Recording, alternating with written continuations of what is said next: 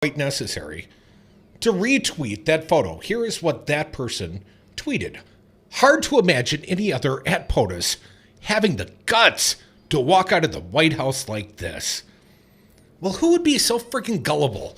Who drank the Kool-Aid to this degree that they're all Trump loving and they see Trump? And by the way, it's not like Trump just strolled across the street by himself. He went with the whole He had an entire cadre of security from military police to the Joint Chiefs of Staff to come on, what? Army? Navy, Air Force, Marines? He did not go by himself. But who would be so asinine to make that tweet? Well, there could only be one, Dominic. Wanker! Former Wisconsin Governor Scott Walker fell for it hook, line, and sinker. And are you really surprised? I mean, Governor Walker himself kind of enjoyed, putting down the protesters, right? I think you were arrested for the crime, quote unquote, of singing in the Capitol. Yeah, you can go to your law books. A precedent-setting case, Dom. I got everybody off, or more accurately, Jeff Scott Olson did. But it's my name out there in the law books. But Wanker. Again, here is what Wanker, Scott Walker, tweeted about 13 hours ago. Hard to imagine any other at POTUS having the guts to walk out of the White House like this at real Donald Trump. Well, before we even talk about prior courageous presidents, unlike this freaking guy, Scott Walker, that's the rat tunnel guy, right? Right. He used to claim he stood up to the protesters, all 100,000 of them. And he got in and out of the Capitol with the underground tunnels. Yeah, he even Throwback Thursday style sent out a picture of the rat tunnels that he used to hide in from the real people. I mean, how bad do you have to be? I mean, seriously. The president of the United States, and certainly Scott Walker, once upon a time, with proper security precautions, should be able to walk out there and face any constituent. If you voted, I should be able to at least acknowledge your existence. I should be able to have something resembling a civil conversation. And if that is not possible, that's on me, not you. No, everyone's just misunderstanding them. Only you must be Antifa if you don't like Scott Walker. If you don't like Donald Trump, you must have something against fascists. Well, Dominic, Charlie Sykes, you remember that guy, righty-whitey talker, Charlie Sykes. Oh, of course, we have him to thank in some regard for guys like Trump, but please continue. Certainly we have him to thank for guys like Scott Walker. Kind of helped make that guy on Right Wing Talk Radio. He helped create the environment that festered Trump and Walker. Yes, I would agree with you. So Charlie Sykes retweeted Scott Walker with his own little add-on. As God is my witness, I don't think there was enough. Let me try that again. As God is my witness, I didn't think there was enough Kool-Aid on the planet for someone to tweet this. So Wanker tweeted out the sepia-toned still photo of Trump and like 100 other people walking as his security detail, bravely, full of guts. He's George Patton there.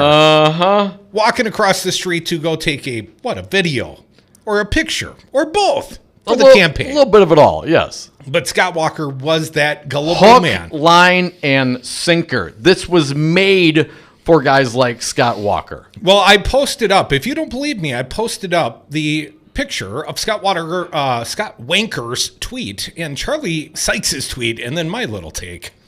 Wow, Wanker, with friends like this, who needs the rest of us that hate you? Hashtag Crudy. Well done, Michael. You said my dickish skills kind of came in handy sometimes they do. When they're targeting Scott Walker. Yeah, and not me. It's the highest and best use of my superpower. A little bit back from the Philip Bump piece. Regardless of the comparison to past presidents, the amount of guts demonstrated by the photo taken by New York Times' Doug Mills depends on your acceptance or understanding of how much effort went into making the trip possible. And he writes, first and foremost was the removal by force of protesters who were demonstrating peacefully in the park between the White House and the church. Domination! Shortly before Trump began speaking to reporters in the Rose Garden, insisting that he was an ally of all peaceful protesters, police and members of the National Guard began clearing the area. Those at the scene indicated that the security forces used tear gas, concussion devices, and physical strength to scam and scatter demonstrators before the president arrived. Clergy working at the church aiding protesters were caught in the cloud of gas and forced out of the way. Suck it, nuns! I mean, this is the clergy for the church that he went to go stand in front of and didn't pray, didn't say anything. Someone asked him, "Is that your Bible?" Trump's, "It's a Bible." Apparently, an Episcopal church, Dom, they would have appreciated a courtesy call before their congregants and perhaps their staff were tear gassed.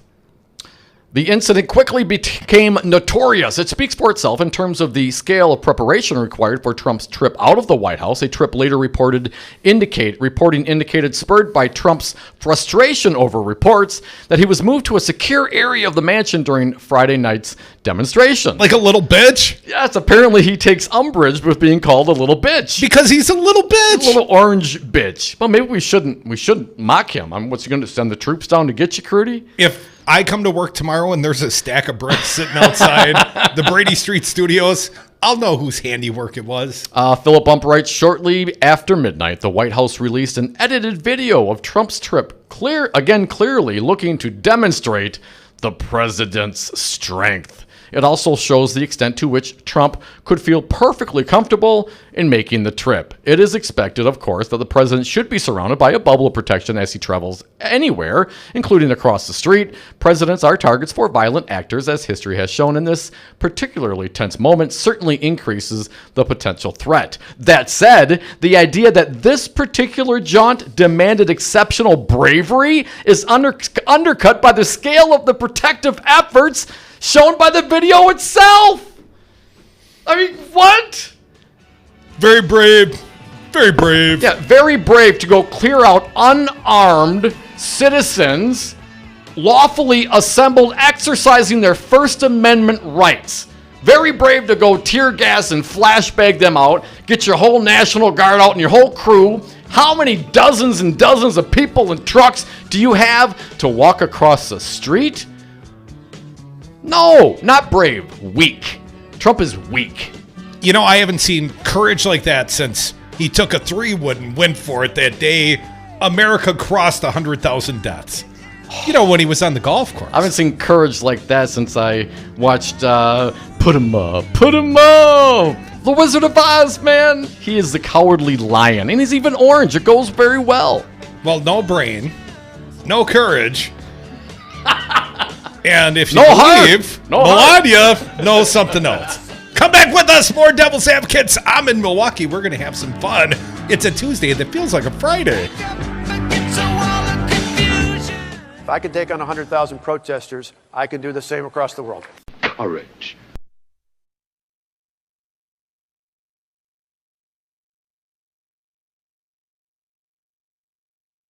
I had to cut something else because you don't believe in time.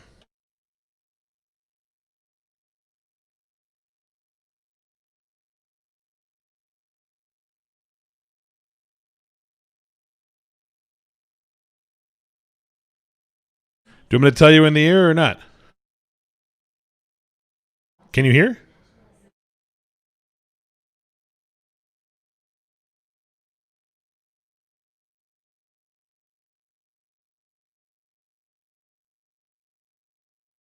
To provide us our daily needs. Hello, this is Tom Bennett, Secretary Treasurer of Team. I have a different feed in Milwaukee.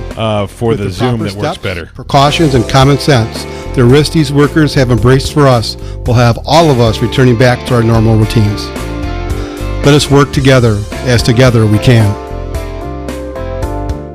Joel, good morning. Good morning. Let me thank Stu. Stu, coronavirus took my brother last week. We had a ceremony in a parking lot. And when you played that George Benson's record, man, it really got to me. I ran out of Kleenex. So thank you so much, Stu. I love you guys, man. I love you. Likewise, Going back to tears man. again. I'm going to get out of here. All of us at some point in time are going to have to deal with the realities of what is happening. The Earl Ingram Show airs weekdays from 8 to 11 and Saturdays noon to 2.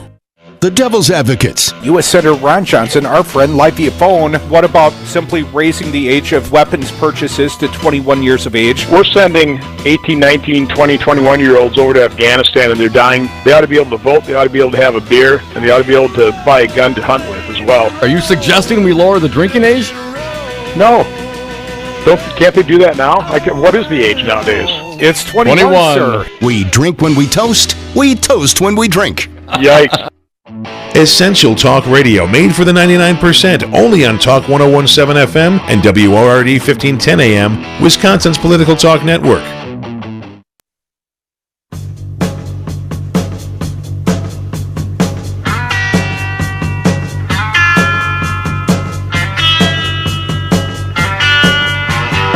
The Devil's Advocates. Radio for the 99%. And we are back. Thank you for listening to the Devil's Advocates radio show. You can join us on the phones. It's toll free, 844-967-2789. Dominic, I sure do hope someone from Madison calls us and tells us, is the Beltline still closed?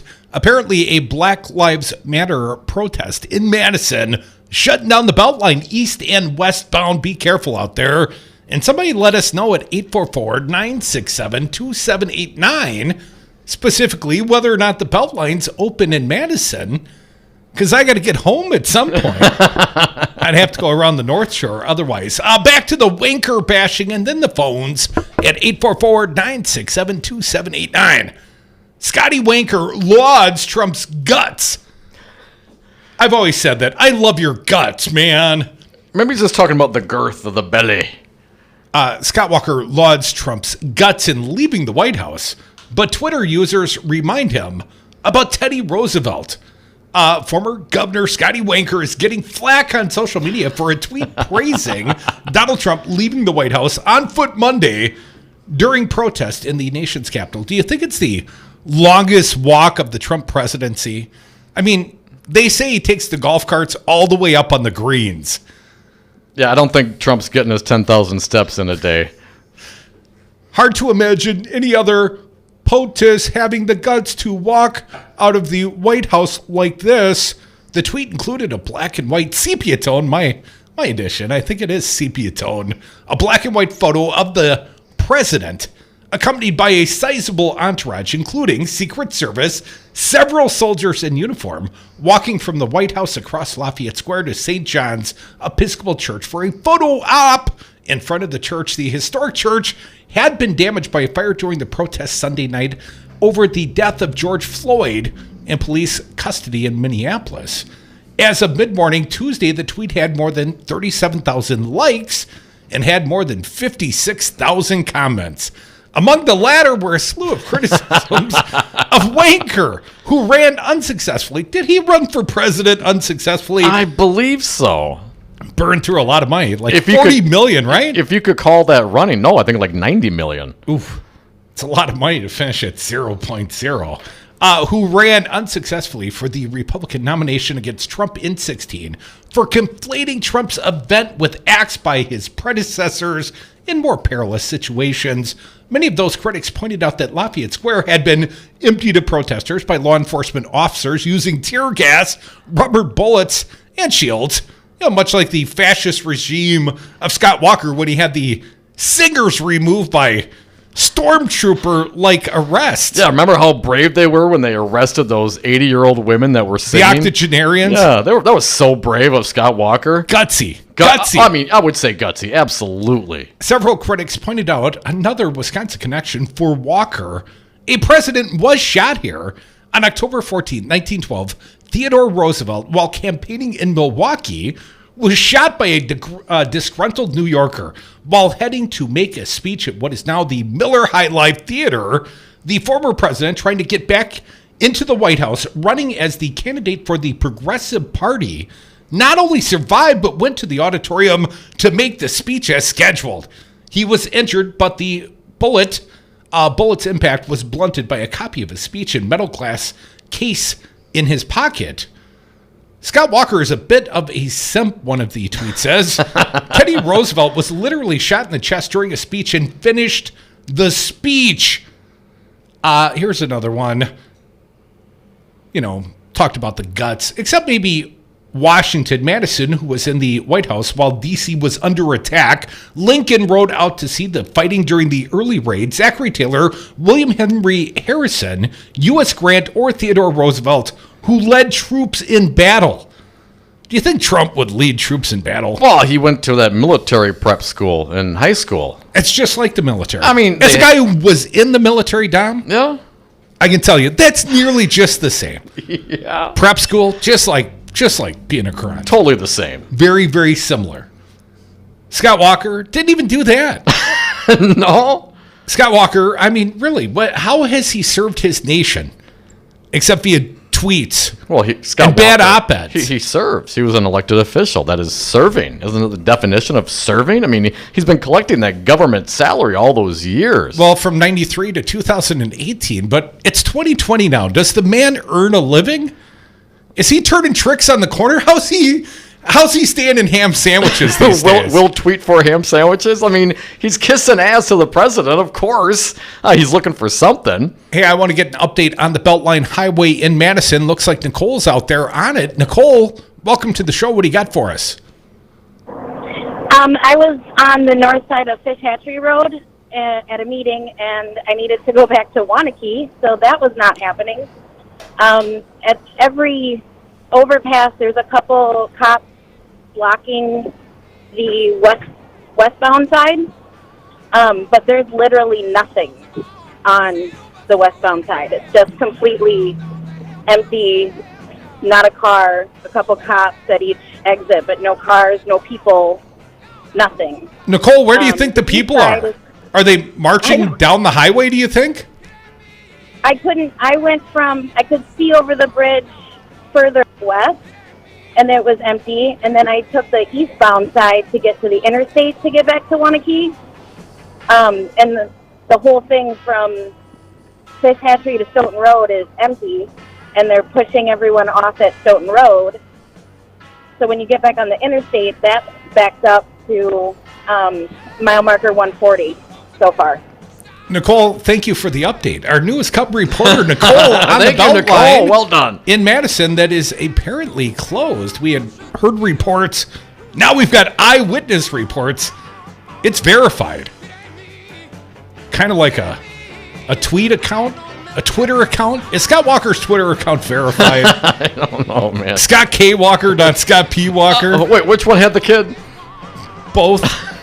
Come back with us. More Devil's Advocates. Phone lines open. Allegedly. 844-967-2789. I think I would have been a good general, but who knows? You wouldn't hire me to be a neurosurgeon. You wouldn't hire me to run condos. You wouldn't hire me to run HP. You probably wouldn't hire me to run the United States Senate. From the Capitol in Madison, this is Wiz Politics Midday. I'm Stephanie Hoff, your host, and this podcast is brought to you by Spectrum. Over 129,000 voters could be removed from the rolls.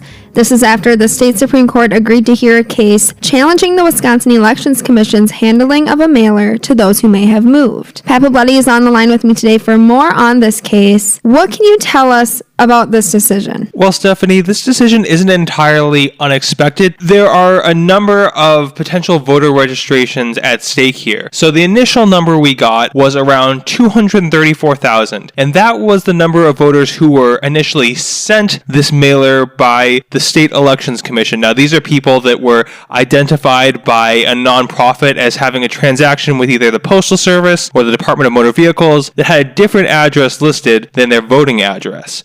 We've since had that number whittled down by over 100,000, so there's roughly 129,000 registrations that are still at stake here. These are people that haven't responded to that mailing. Worth noting here, Stephanie, of the roughly 100,000 people that have responded in one way or the other, 57,000 said that they have moved and have re-registered at a new address, while 4,700 said the address that was on file is still correct.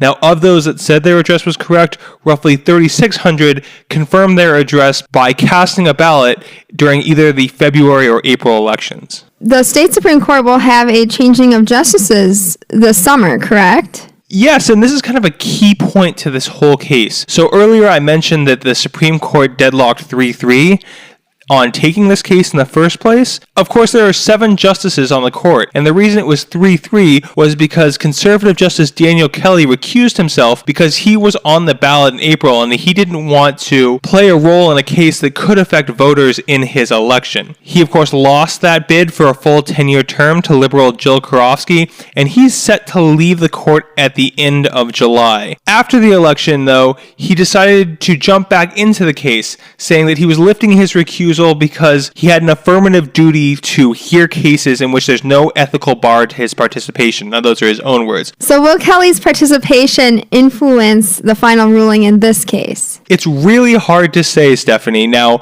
this is something that we kind of kicked around with both sides and with the court itself yesterday. Now, a court information officer gave me a kind of vague answer when I asked if Kelly would participate, because one thing worth noting here is that the briefing schedule laid out by the court could take as long as 60 days. Now, 60 days from yesterday when this schedule was released would be July 30th, and Kelly's term expires on July 31st. And the most interesting thing, I think, here is what the dynamic of Karofsky being there would do to the court. So Karofsky's win tilts the balance 4-3 to a conservative advantage. It was previously 5-2 to the conservatives. And an interesting thing worth noting is we talked about that 3-3 decision. Newly elected Supreme Court Justice Brian Hagedorn, who won his full 10-year term in 2019, sided with the court's 2 liberals in deciding not to take the case. Now, that wasn't necessarily a statement on the merits of the case itself, but rather the procedural aspects of it.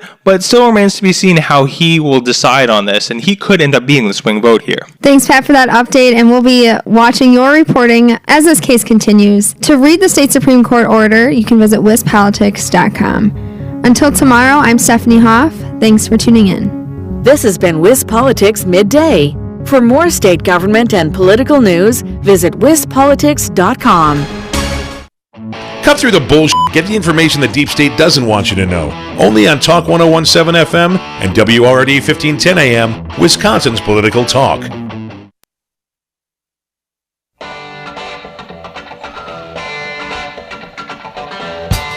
The big and tall of political talk. Dom and Krutz are the Devil's Advocates.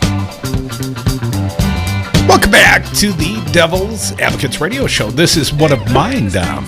Can't believe I taught you a song today. Well, I never knew the name of this song. Peace Frog. Yeah. What? There was a house in La Crosse that we used to party at called the Peace Frog. If I remember correctly, I was at a party there one night and the floor collapsed. And people kept partying. Well, it didn't go all the way. They did not go all the way. We're okay. I lived in a place called the Morrison Hotel. I was a big Jim Morrison fan. Should have talked more about that during the radio-a-thon. Yeah, right? Now my moment's passed. Be careful driving the Beltline Highway in Madison. Last we heard, it's shut down by Black Lives Matters protesters. So good luck going east or west or really anywhere in Madison, considering Madison, that's like shutting down the interstate in Milwaukee. Good luck from there. Yeah. But that's the big one. Unlike Milwaukee, there's not as many, norths and souths. It's pretty much one belt line. It's going to be tough. Be safe. Beware of other people. Beware of other drivers. I'm not clear if the capacity of the belt line is back to full speed. I'm not sure if everyone's back to work. Yeah.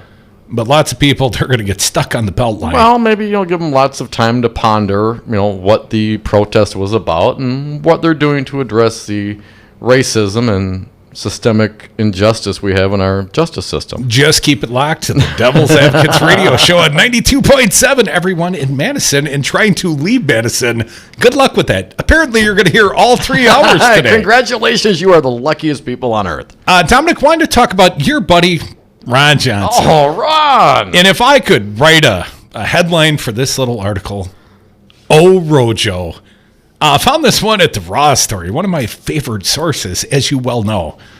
Republicans criticized for trying to pretend they didn't know anything about the D.C. protest. Sarah Burris writes, Republican officials dodged questions Tuesday about the tear gas and the rubber bullets shot at protesters so that President Donald Trump could cross H Street to stand for a photo op outside of St. John's Church in D.C.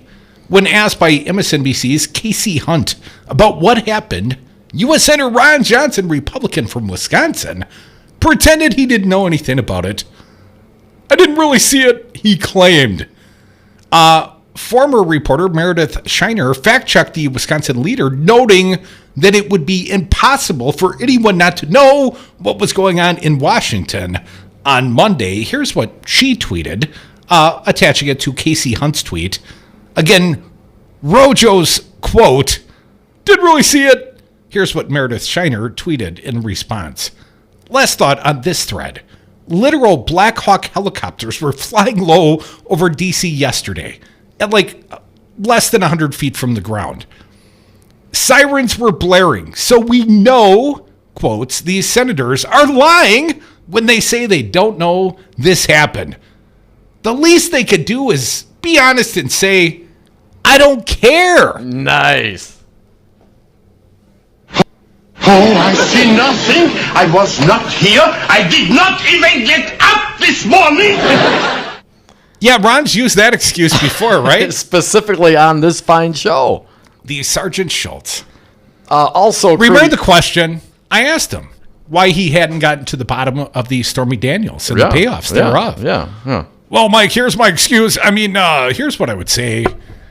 Do you remember Sergeant Schultz? I know nothing. And as I pointed out, and I believe the fine promo captures my inquisitive nature, when I said, Ron, you have subpoena power. You had one of the powerful committees in the Senate. You could get to the bottom of it. He still can. No, the answer was, I don't care, right? I only care if it's Joe Biden's kid.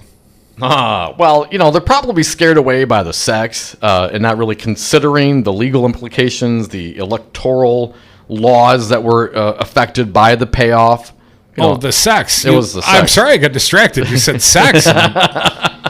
Wanted to see where this conversation was taking us. 844-967. I was hoping to bed. 2789. We'll get to the callers in just a moment. To your point, Crudy, the Washington Post also reporting a few Republicans expressed discomfort with Trump's church visit after protesters were cleared. Senator Ben Sass from Nebraska, Republican, decried the violence that had been seen on previous nights in Washington, but voiced strong support for the constitutional right to protest. Here's his quote. I'm against clearing out a peaceful protest for a photo op that treats the word of God as a political prop. But he made no specific or explicit mention of Trump, but said that all public servants should be lowering the temperature. Ooh, you get that big pushback? Wow, Senator Sass, say it ain't so. Meanwhile, Monday night, we know Trump, what he did. Another senator, Tim Scott, the only black Republican in the Senate, told Politico that he did not think Trump's visit to St. John's, a frequent place of worship for some past presidents, not this one, was helpful. Scott's quote, obviously, if your question is, should you use tear gas to clear a path so the president can go have a photo op? The answer is no. Yes, of course you should. But if he really wants it. What you gonna do about it, Scott? Michael Reagan, son of the former President Ronald Reagan, also weighed in, tweeting that if his father had walked across the street to St. John's, he would have been walking across to pray, not for a photo op. Trump could learn some lessons, Reagan wrote, also noting that his tweet might piss off some Trump supporters. Schumer took justifiable anger at this as well. Mitch McConnell did not mention the Monday night episode during remarks on the chamber floor Tuesday, while other Republicans offered muted assessments. Romney, the only GOP senator to vote for convicting Trump in the impeachment trial, declined to comment about the president's walk across the park to the church. His statement, this is a challenging time for our country, and I'm really not going to be commenting on the daily developments that are coming from the White House or elsewhere. And also, such courage, Romney, such courage. And then finally, Ron Johnson shared an array of views Tuesday, including his dismay at a report on Fox News, on the Fox News show hosted by Tucker Carlson about beatings endured by citizens at the hands of violent protesters. Asked for his opinion on Trump's church visit, Johnson had less to offer. I haven't seen it. So he told more than one journalist that he has not seen it. And this goes for Romney, and this goes for you as well, Senator Johnson.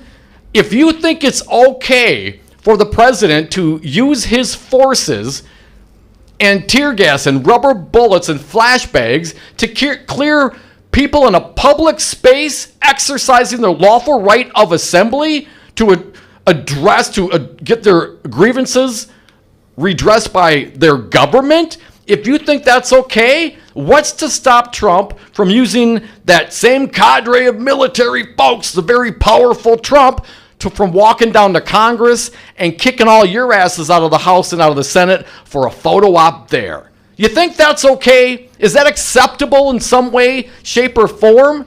I'm just curious to see where the leadership is. I know the Dems are rightfully showing their indignation, but come on, Ron, you haven't seen it. You've done more than a couple of interviews today. You haven't taken the time to see innocent civilians peaceably assembling, doing the thing that all you Republicans say you want. Why do you got to protest this way? Why do you got to loot? Why do you got to do this? So what, they're sitting in a park doing what you say they should do, and Trump walks out with the crew and tear gasses everybody so he can get a photo op.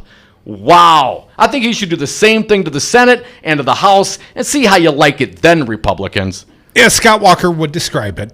Gutsy behavior. Gutsy. I mean, wow. At least he's out front. He might be the only one that acknowledged this brave act of the president. Talking about Scott Walker. Oh, he's brave as well. One last thought before we go to the phones, Tom. 844-967-2789. You remember that book that Mark Thiessen ghost wrote for Scotty Walker? And Scott Walker claimed he was up in La Crosse and he got surrounded by protesters and they were shaking the car and he feared for his life. Yeah. And I called up to local media and they claimed to me that never happened.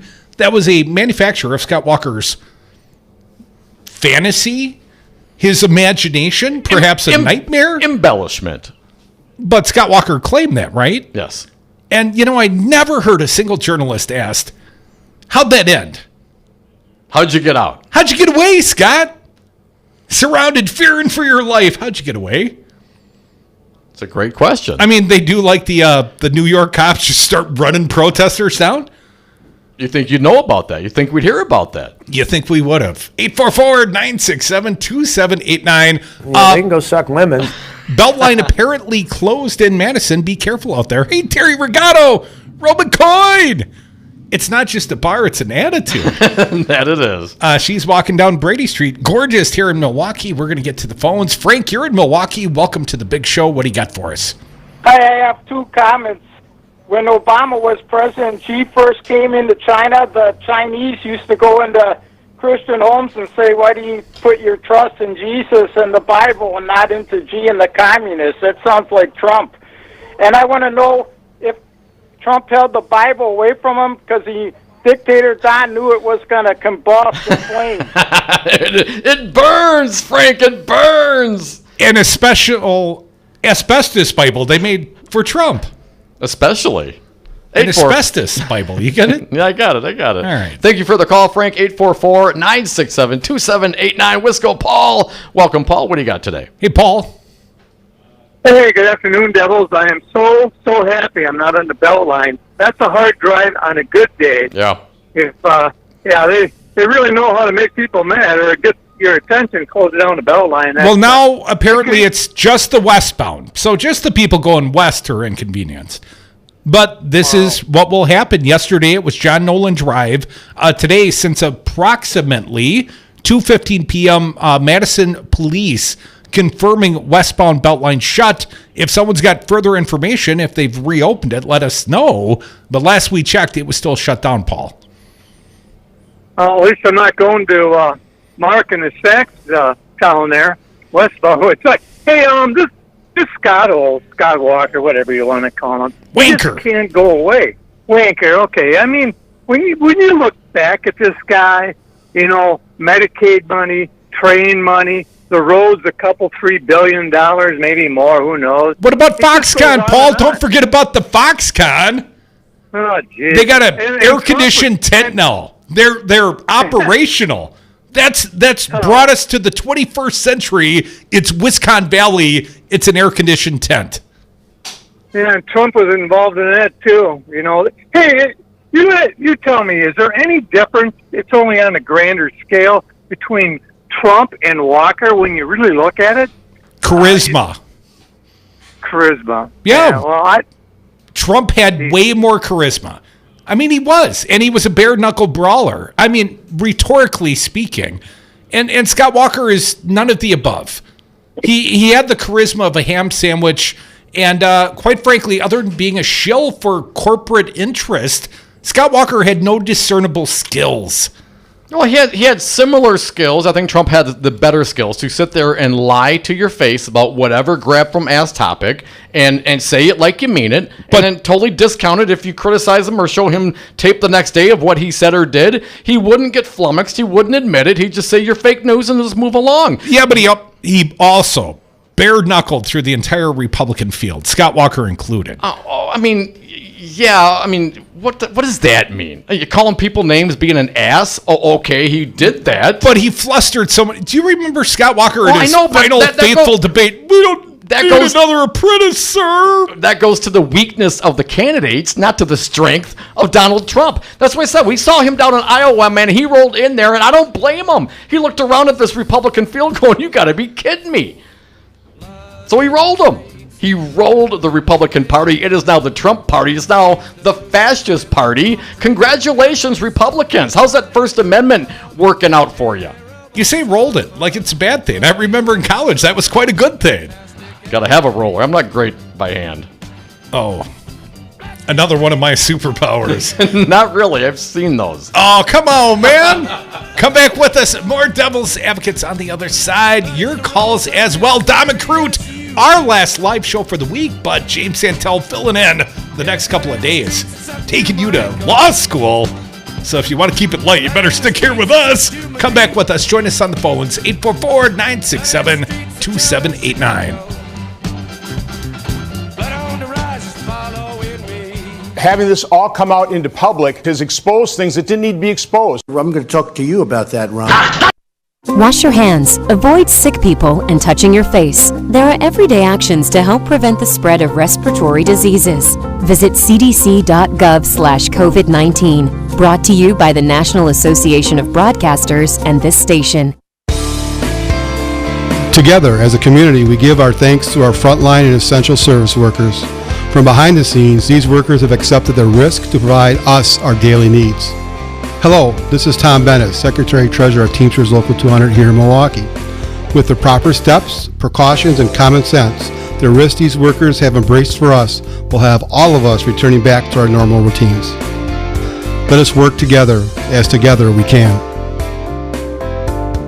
Free and equal education is and has always been a cornerstone to this nation. Yet our public school systems, once the envy of the world, has never faced more scrutiny than right now. Caught between political bickering and big business cash grabs, our schools are under attack, and the people that stand to lose the most are our children. Join Dr. Tim Slecker for Busted Pencils Radio, educated educators talking education. Tuesday nights at 7, right here on WRRD 1510 AM, Milwaukee. Hey guys, I'm Maggie Dawn, your lady lawyer, legal eagle, and sensei of economics. Tune into my show, Dawn of the Resistance, live Thursdays and Fridays from 6 to 7 on WRRD 1510 AM. Always streaming live at newstalk1510am.com. The Devil's Advocates. Doug from Cudahy. Right around the time of the uprising, I found you. I started listening, and 2 years later, after I signed the recall and voted, we went out to sing along with the singers on my birthday. And they were so cool, and it's one of the greatest memories that I had. And ever since I started listening to the Devil's Advocates, I have been woke. I haven't missed one vote since. You guys have really done wonders for our community, and I'm just so happy you're on the air. Making radio great again. Supplying your political fix in the back roads from Horicon to Mukwonago on WRRD 1510 AM, Wisconsin's Political Talk.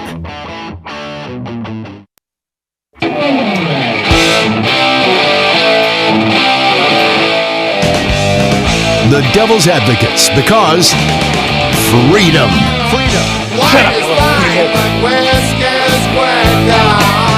We're listening to the Devil's Advocates radio show. You can join us on the phones. It's toll free at 844-967-2789. Be careful if you're driving in Madison. Apparently, westbound Beltline Highway closed, at least last time we heard. Going to check back in with a Madison caller.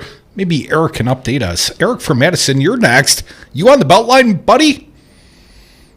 Oh, hey, no, unfortunately, I can't give you an update. I end up not having to take the Beltline ever, which is pretty nice for me on normal days anyway. Well, you better have something clever to say politically then.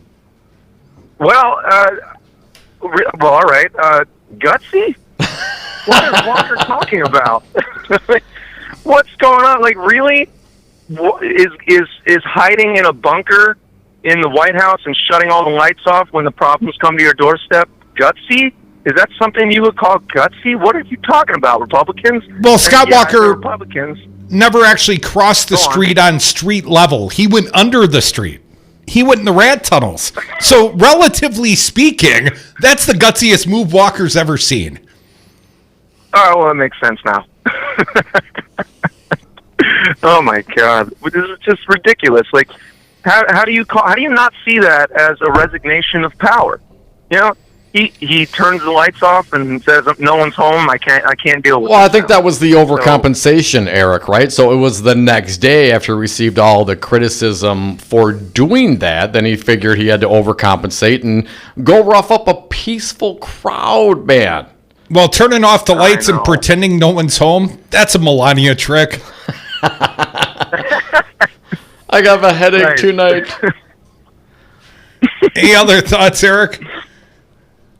No, other than Trump just being a fascist monster in the White House, and who tear gas is a peaceful protest to get a photo op. A little bitch. Monstrous It is, Eric. Then thanks for the call, man. And it makes me wonder where are the other legislators? I mean, they should be out there with the peaceful crowds marching as well. I mean, if you accept the president doing that, I'm not clear where you stop. I mean, what is unacceptable to you then, Republicans? I don't know. Let's ask one. David from Mequon, what is unacceptable behavior, man? Is it okay to tear gas some peaceful protesters if you want a photo op? No, I don't think that that's acceptable at all. However, but wait. Here However. comes the but. All right, bring it, man. What's the but? Come on, man. There's a but. You chastised me last week saying businesses, you can't have more than 10 people. Now it's okay if you got 3, 4, 5,000 people and they're protesting and they're not social distancing. That's okay. But if I'm a business owner, I could be locked up. No, David, you're absolutely wrong. Number one, up. I'm not saying it's okay. People should wear, and a lot of people were wearing their masks, and you can only do what you can do as far as social distancing. But that's not a however, David. That's got absolutely nothing to do with your president bulldozing a peaceful, a collection of U.S. citizens right to assemble, David, right? Peacefully assemble, right? But you're going to vote for him again, David? I didn't vote for him the first time. Would you recommend people vote for him? Yeah, people can do whatever they want to. I know, but do you? Are you riding with Biden, David? That's fascism, David, right? I mean, they're hanging out in a park, man. I mean, they got the right to do that, David. And the president of the United States went out there and just bulldozed them. I understand that. At the same token, what token? They're not supposed to. But technically, they're not supposed to be out. Why? Why? The mayor of Washington D.C. said we have a stay-at-home order. You're not allowed to just mill about like you're. Are you kidding me? You're using the stay-at-home order against us, David. You know, before that, and I appreciate the call, David. I'm going to give you some modest credit. Valid point on these protests. There is no way people are staying at a safe distance at 6 feet in the midst of a protest. The other day when I left the protest rally, the peaceful action, there were thousands of people there. And I looked around to my left and my right, and we're outdoors, and I felt a little better that almost everyone was wearing a mask. But I'm like, I'm breathing a lot of recycled air right now. Yeah, I can hear it. So, yeah, I mean, that's come on, man. Okay, people didn't socially distance in a crowd.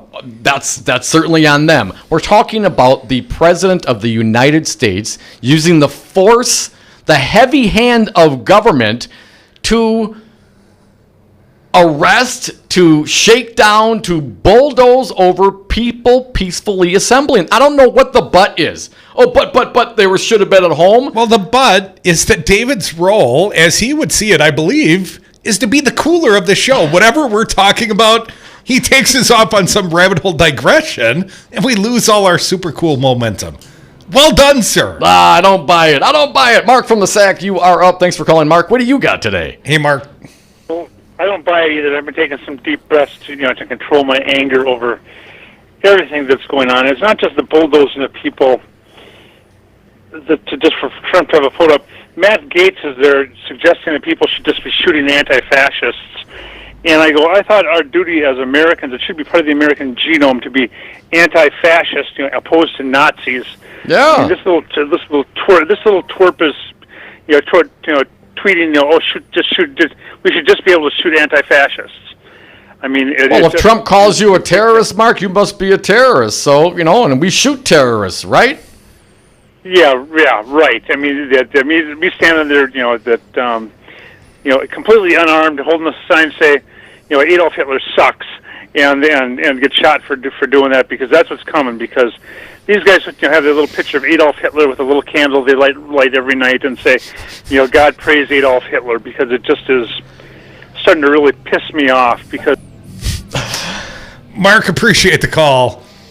I'm not clear if that last part's true. Well, they're lighting little candles to Adolf Hitler. I mean, there were white supremacists who set up some Twitter accounts posing as anti-fascists and were trying to, ruffle some feathers, man, and Twitter shut them down. So, yeah, I mean, think about this. Didn't Trump talk to Putin recently and came out all tough guy? I believe yesterday. And all of a sudden, all these Twitter things are going on with, the pretending to be Antifa. I mean, come on, man. What's happening around here? And the Republicans they're all falling for it. They're okay with fascism as long as it's their guy who's the fascist. Come back with us. Try never to be fascist radio here. Hardly ever light candles for Hitler. No. Speaking for myself, no. I don't mean to speak for you. No, I do not light candles for Hitler. But you do hang out in the bunker quite a bit, don't you? I have been. It's the first time out to see you. Now I have to go take a shower when I'm done. Come back with us. Everybody's going to need a shower after this big show. More Devil's Advocates, more for you on the phones. 844-967-2789.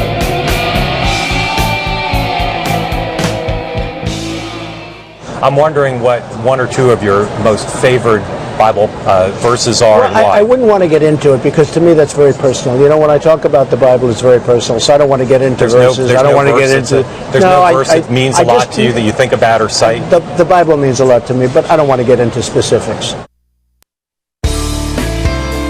Together, as a community, we give our thanks to our frontline and essential service workers. From behind the scenes, these workers have accepted the risk to provide us our daily needs. Hello, this is Tom Bennett, Secretary-Treasurer of Teamsters Local 200 here in Milwaukee. With the proper steps, precautions, and common sense, the risk these workers have embraced for us will have all of us returning back to our normal routines.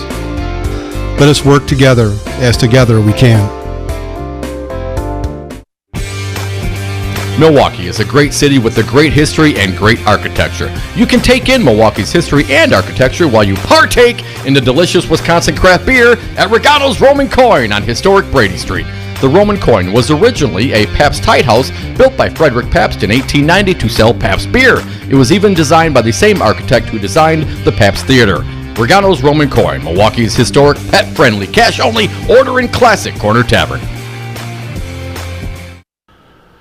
You are listening to WRRD Waukesha and W269DL Milwaukee, always streaming at Talk1017FM.com. Special report. Protests across America. Peaceful demonstrations and marches are growing today in Los Angeles, Washington, New York, and Minneapolis. This is not just black people in this movement. We have white, black, Asian, Hispanic, Native. Everybody is sick of the racism within this system. In New York City, tonight's curfew is being moved up to 8 p.m. after Governor Andrew Cuomo called the police response to looting last night a disgrace. NYPD Commissioner Dermot Shea. The New York City Police Department will be there to protect you and make sure that criminals do not run New York City. We will control this, we have this, and you can have faith in that. In Los Angeles, police say they've arrested 2,700 people since the protests began. The state of Minnesota has filed a human rights complaint against the Minneapolis Police Department over George Floyd's death. Minnesota's Attorney General says they're working quickly toward charges against the officers involved. I'm Jan Johnson. Some Republicans have joined church leaders in condemning last night's decision to clear out protesters in Washington so President Trump could walk to a nearby church and pose with a Bible. But today, another controversial visit. The President and First Lady went to the St. John Paul II National Shrine in Washington, but the Archbishop of Washington, Wilton Gregory, called allowing the visit baffling and reprehensible. John Paul certainly would not condone the use of tear gas and other deterrents to silence, scatter, or intimidate protesters. What happened Monday night with the National Guard leading the charge to clear Lafayette Park is also baffling to D.C. Mayor Muriel Bowser. I didn't see any provocation that would warrant the deployment of munitions. The president is trying to get governors to use Guard members to crack down on protests around the nation. Bob Costantini, Washington. Riot police fired tear gas today to scatter rowdy protesters in Paris. They'd wanted to show solidarity with American demonstrators. I'm Jan Johnson. Do you want to change the world? First, you have to run for something, and then you have to win your race. The Wisconsin Political Talk Network is a great platform to let our listeners know about your candidacy, share your values, and recruit volunteers to win your race. If you or your campaign team are interested in learning more about advertising on the Wisconsin Political Talk Network, contact us at 608-819-8255. Call today. The Devil's Advocates are live weekdays 3 to 6 p.m. Thanks for the job you do. It sure showed in the Supreme Court. But I just want to thank you guys for your program. Thank you so much. Thank you, thank you, thank you. You don't get enough credit for this. We've never had a voice ever in this state. So I think you guys really need to take a bow. Thanks again for your work. It's really important. You need these guys. They're there for all of us. You're welcome, everybody, and thank you. The NBA is mourning one of the 50 greatest players in pro basketball history. Williams going to go in, blocked by Unseld. Boy, he just tempted the old veteran in there, didn't he? He sure did. He made the wrong choice. Wes Unseld has passed away after a long battle with health issues. He was 74. The longtime center for the Washington Bullets was named NBA Finals MVP in 1978 when he led the franchise to their only NBA title. He played for 13 seasons and was inducted into the Naismith Hall of Fame in 1988. Maybe someday when you look back upon your old man and, you can say, well, maybe he wasn't such a bad guy after all. The five-time All-Star later coached the then Bullets, now named the Wizards, from 1987 to 94. John Stolness, Washington. The wife of the late singer-songwriter John Prine, who died of complications from coronavirus, wants lawmakers in Tennessee to expand absentee voting. 9 states and the District of Columbia are voting today in primaries. I'm Jan Johnson. Hi, everybody. My name is Santita Jackson. Please join me on my new morning drive show on Talk 1017 in Milwaukee and Talk 92.7 in Madison. This show is political. It's personal. It's about you, and you. It's about us. So let's get together weekdays at 6 a.m. Central on the Santita Jackson Show on Talk 1017 in Milwaukee and Talk 92.7 in Madison. Hey folks, Alan Robinson here. I'd like to invite you to join me for my new show, Wiz Cannabis Radio, right here on Talk 1017 FM. Every Wednesday night at 6, I'll be talking with leaders in the cannabis community surrounding all things in Wisconsin and potential game changers at the federal level. Wiz Cannabis Radio is the only place to hear exclusive inside information from decision makers and elected officials, so be sure to tune in at 6 p.m. every Wednesday night so you can join the conversation. Wiz Cannabis Radio, right here on Talk 1017 FM, Wisconsin's political talk network.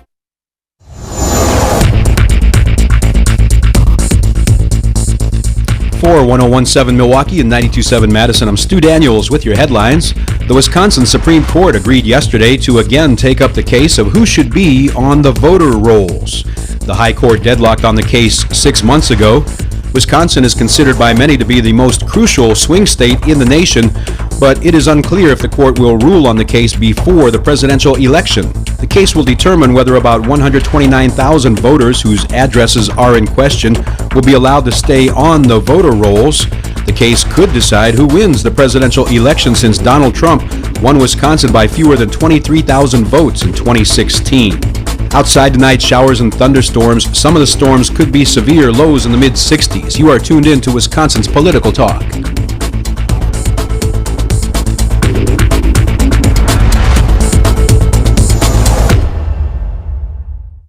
Warning, you are about to listen to the greatest radio show ever. And due to contractual obligations and to shield our airwaves corporate licensees from any semblance of liability, responsibility, and gullibility, we must tell you the views represented on this show are not necessarily those of this station or its management. This radio show contains differing points of view on current political topics, and due to the nature of its contents, it should be heard by everyone. Thank you for listening. 3, 2, 1. Now live from the heart of liberal Wisconsin, where the political party is just beginning, welcome to the Devil's Advocate Show. Best friends proving it's never personal, only politics. Please allow me to introduce myself. Now here are your hosts, Dom and Crute. Welcome back. Hour 2 of the Devil's Advocates Radio Show, a Tuesday that feels a hell of a lot like a Friday to me, Dom. You and I will be absent from the broadcast booth for the rest of the week, but the fine live programming, it will go on without us. James Santel, former U.S. Attorney, our fine fill-in Devil's Advocate, singular, in our absence. At least next 2 days, right? Yes, absolutely. Thank you, Jim. We appreciate it. And still working on Friday. Got a couple different plans in mind. Conflicting plans. We'll see how it works out. We'll see. We'll see. A lot of people are talking about it. We're going to get back to the phones today because we air grievances on Friday. And my Tuesday that feels like a Friday, here's my Tuesday grievance. I couldn't go across the street and get tacos, man. I was dreaming about Campali tacos all day. What? Bring me some tacos. Here is another headline I think the audience should be aware of. Attorney General Bill Barr, he ordered the code red. I don't believe it. CNN's claiming Attorney General Barr ordered authorities to clear protesters near the White House. A DOJ official says this report, according to CNN.com. Attorney General William Barr on Monday evening ordered authorities to clear a crowd of protesters that had gathered near the White House, according to the Justice Department official, minutes ahead of President Donald Trump's televised address from the Rose Garden. Barr and other top officials from agencies responsible for securing the White House had previously planned to secure a wider perimeter around Lafayette Square, a federally owned green space just north of the building, in response to fires and destruction caused by protesters on Sunday night.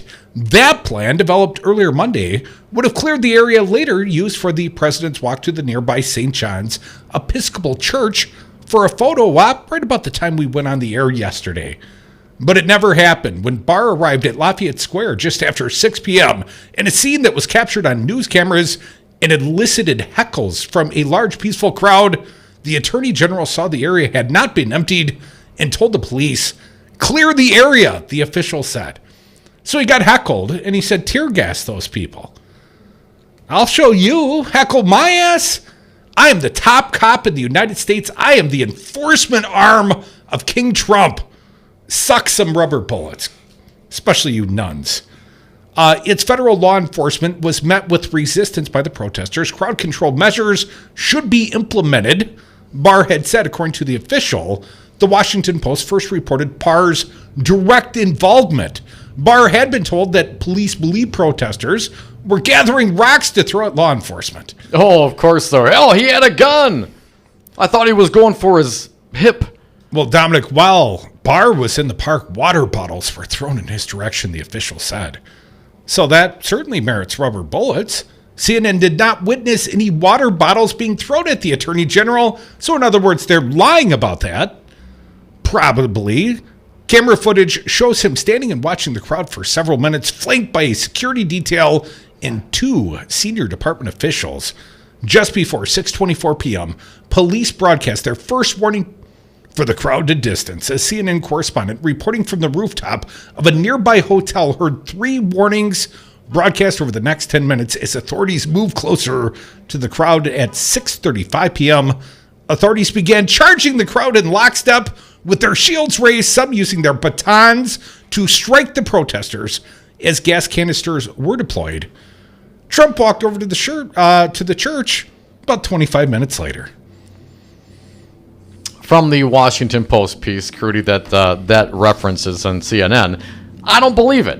I don't believe it for a minute. You're a skeptic. Barr has been covering for Donald Trump since day one. That is why Barr was brought in. Barr is taking it for Trump. This is what he is. He's a big cushion. He takes some of the heat. Here is what Washington Post reports in the body of the piece. The Justice Department official said in the afternoon, Barr went to survey the scene and found the perimeter had not been extended. As Crudy said, the Attorney General conferred with law enforcement officials on the ground. He conferred with them to check on the status and basically said, this needs to be done, get it done, the Justice Department official said. And of course, police soon moved on the protesters. By any means necessary. Release the hounds! Throughout Tuesday, several federal agencies involved in the response declined to answer questions about who ordered the use of force and the clearing of the park, which occurred just before Trump's visit to the park. A White House spokesman declined to comment on who gave the order, referring questions to law enforcement agencies. A Secret Service declined to comment. A spokesman for the U.S. Park Police said the agency would have a statement but did not provide one as of Tuesday afternoon. Well, couldn't Trump have just said to Bill Barr, do what you got to do, go stomp on some get it done. hippie protesters? And you're going to tell me it's just coincidence that when Trump's up there saying he is the law and order president, that you can hear the flashbangs going off in the distance. You think that's coincidence? This was meant to happen from the get-go. And the fact that they did it to innocent, law-abiding protesters, peacefully assembled, yada, yada, read your First Amendment people, is even more galling that this happened. No, Trump ordered it. Barr may have executed. This is all on Trump. It always has been all on Trump. You can't handle the truth. 844-967-2789. Dom ordered the code red. It was you. It was me. Indiana, Alan, welcome to the show. What do you got for us? Hey, Alan. Hey, thanks for taking the call. First off, did you hear what Donald Trump Jr. got on his SATs? Ketchup? No, sir. Drool. Pretty good. Didn't see that one coming, Alan. I can't take credit for that. But anyway, we have had a guy in our town lose an eye being hit by a tear gas canister. There have been multiple reporters that have been either arrested or shot at with rubber bullets and tear gas. Rubber bullets are, I've just heard this, are a steel pellet coated with rubber. So it's probably not going to be nice to get shot with. There was at least one guy, I think in Louisville, that was shot by the cops protecting his business and shot on accident by the police and killed. There's been other people that have been arrested by the police. These dudes are out of hand. We're talking about tyranny. What the Republicans are worried about tyranny. Well, we have it right now, and they sure seem to be approving of it.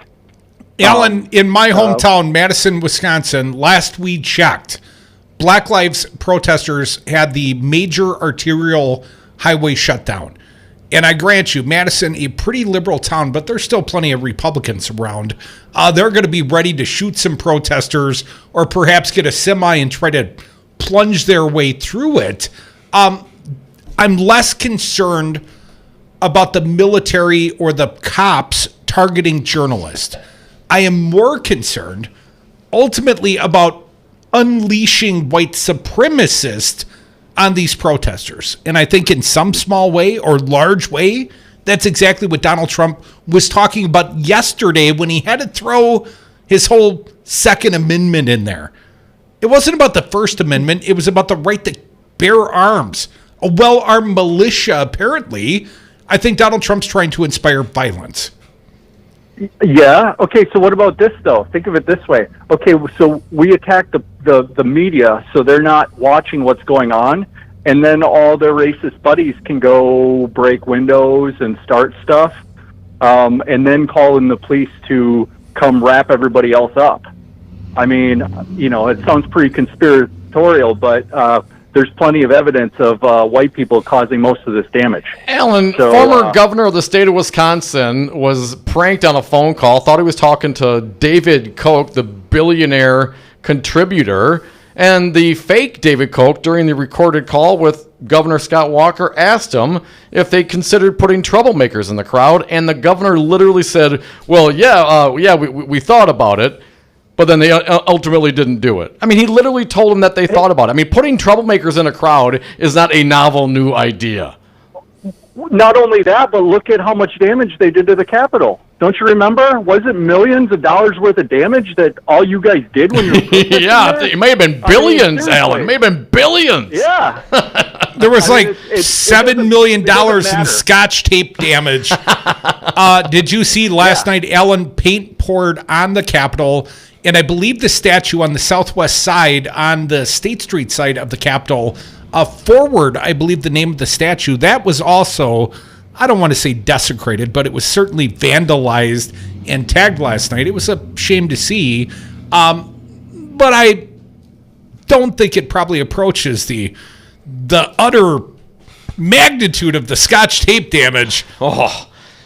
That happened at the Capitol. Alan, appreciate you. Yeah, thanks for the call. Alan, to his point, CBS News reported about 10 hours ago the Louisville police chief, Steve Conrad, was fired after the fatal shooting of that black business owner. Also, the Lexington Herald Leader reporting that the officer who fired the weapon in the killing is being investigated over social media posts. Real quick, I believe we have an update on the Beltline Highway in Madison. Jason calling from Madison. Is the Beltline cleared, sir? I went all the way from Stoughton Road to Highway 14, and it was wide open. But there's a lot of police presence, like maybe they're expecting a second wave during rush hour. Was there traffic flowing on the highway, Jason, or was it just a wide open road? It's wide open, just like every other day. Okay, appreciate. There were probably a dozen officers I've seen parked on the exit stand in multiple places. So. Gotcha. Jason, appreciate the update. Looks like the Beltline's been reopened. Thank goodness. Crudy's got to get home at some point. Come back with us. More Devil's Advocates. We're not done yet. Taking Tuesday grievances, acting like it's a Friday, because we'll be gone the next couple days. Jim Santel, our fine guest devil on Wednesday and Thursday, and perhaps some special programming on Friday. More of your calls next. 844-967-2789. Fight the power. Fight the power! Fight the power! Fight the power! Fight the power! Fight the power! We've got to fight the power! Fire, fury, and frankly power. Release the hounds. Together, as a community, we give our thanks to our frontline and essential service workers. From behind the scenes, these workers have accepted the risk to provide us our daily needs. Hello, this is Tom Bennett, Secretary-Treasurer of Teamsters Local 200 here in Milwaukee. With the proper steps, precautions, and common sense, the risk these workers have embraced for us will have all of us returning back to our normal routines. Let us work together, as together we can. Tune in to Matt Flynn Direct, weekdays 2 to 3. I happen to believe it or not, and I regret it, I voted for President Trump, and I regret it. After I heard that testimony from that lady, what was her name? Marie Yovanovitch. Look, this president, he did threaten to hold up front if Ukraine didn't dig up some kind of dirt on Joe Biden and his son. It's like extortion. He should be pissed off at Trump. That's Matt Flynn Direct, weekdays 2 to 3. Joe, good morning. Good morning. Let me thank Stu. Stu, coronavirus took my brother last week. We had a ceremony in a parking lot. And when you played that George Benson's record, man, it really got to me. I ran out of Kleenex. So thank you so much, Stu. I love you guys, man. I love you. Likewise, man. Again. I'm going to get out of here. All of us at some point in time are going to have to deal with the realities of what is happening. The Earl Ingram Show airs weekdays from 8 to 11 and Saturdays noon to 2. Josh Call, the candidate for Wisconsin Attorney General. Do you think voter ID had a suppressive effect, not on 100 voters, but on thousands of voters and perhaps tipped the election to Donald Trump? This is an issue that came up at our trial. And first of all, I should thank you guys because we actually introduced into evidence the recording of you interviewing Dale Schultz, who was talking about the passage of the voter ID law. That was one of our pieces of evidence. I would have gotten away with it too if it wasn't for those meddling devil's advocates. From Port Washington to Oconomowoc, WRD 1510 AM is essential radio to get you through this pandemic.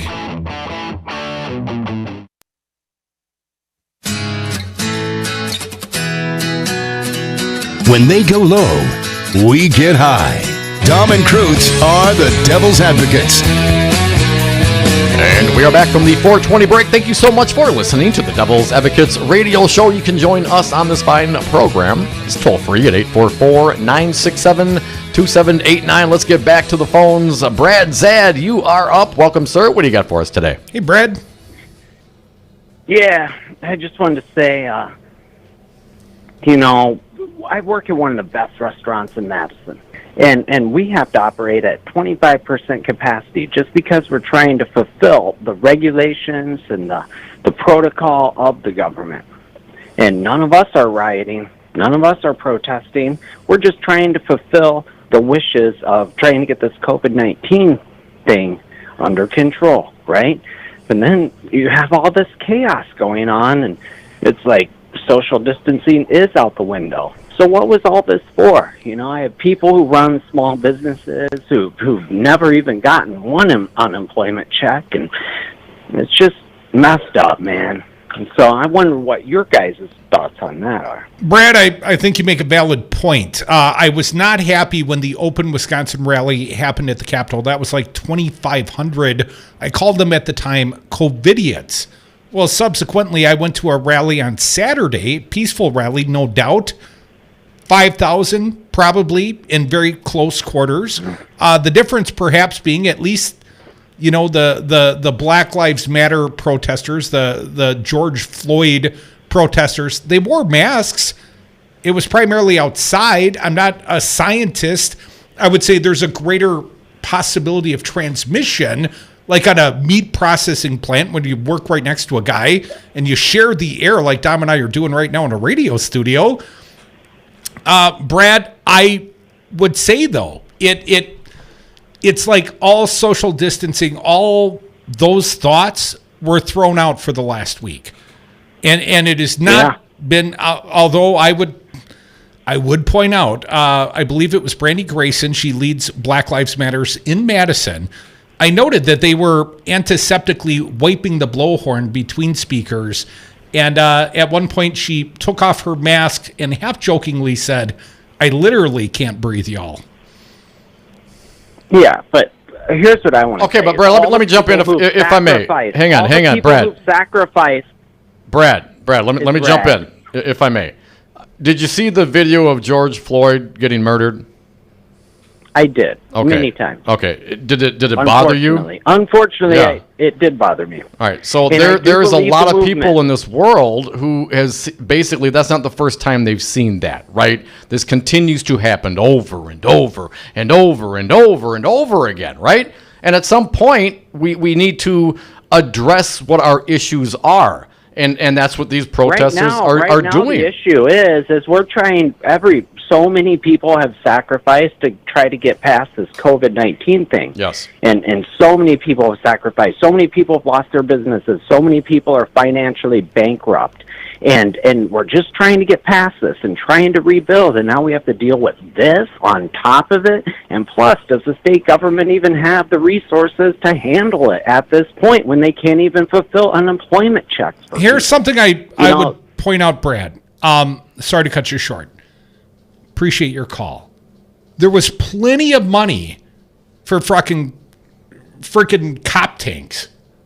You know what I'm saying? There's plenty of money. I mean, they don't have money for PPE gear, but I saw a lot of riot gear wearing cops. They were all fully equipped. They all had face masks and ventilators, many of them.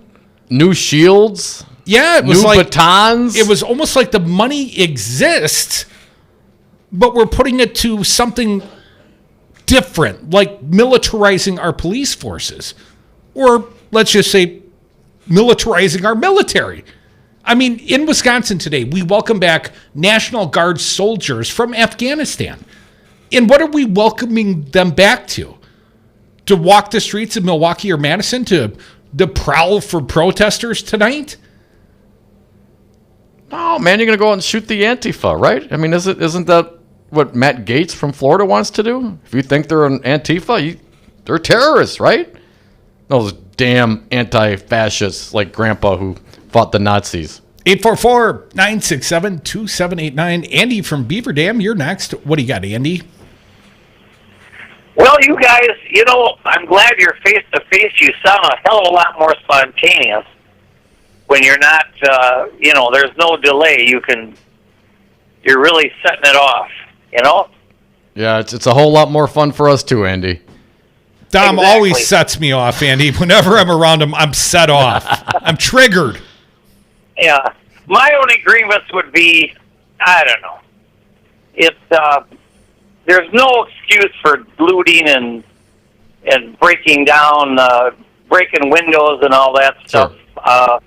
But by the same token, these people definitely, they have the ultimate grievance where people are persecuted, killed, whatever, and it's just, people the whole population has to realize that for people that are a minority people, this is a real issue for them, and they want to make it as emphasis. I mean, I hate it that the Beltline is closed.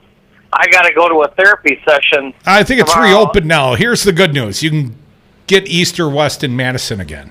So right, that's good, and so.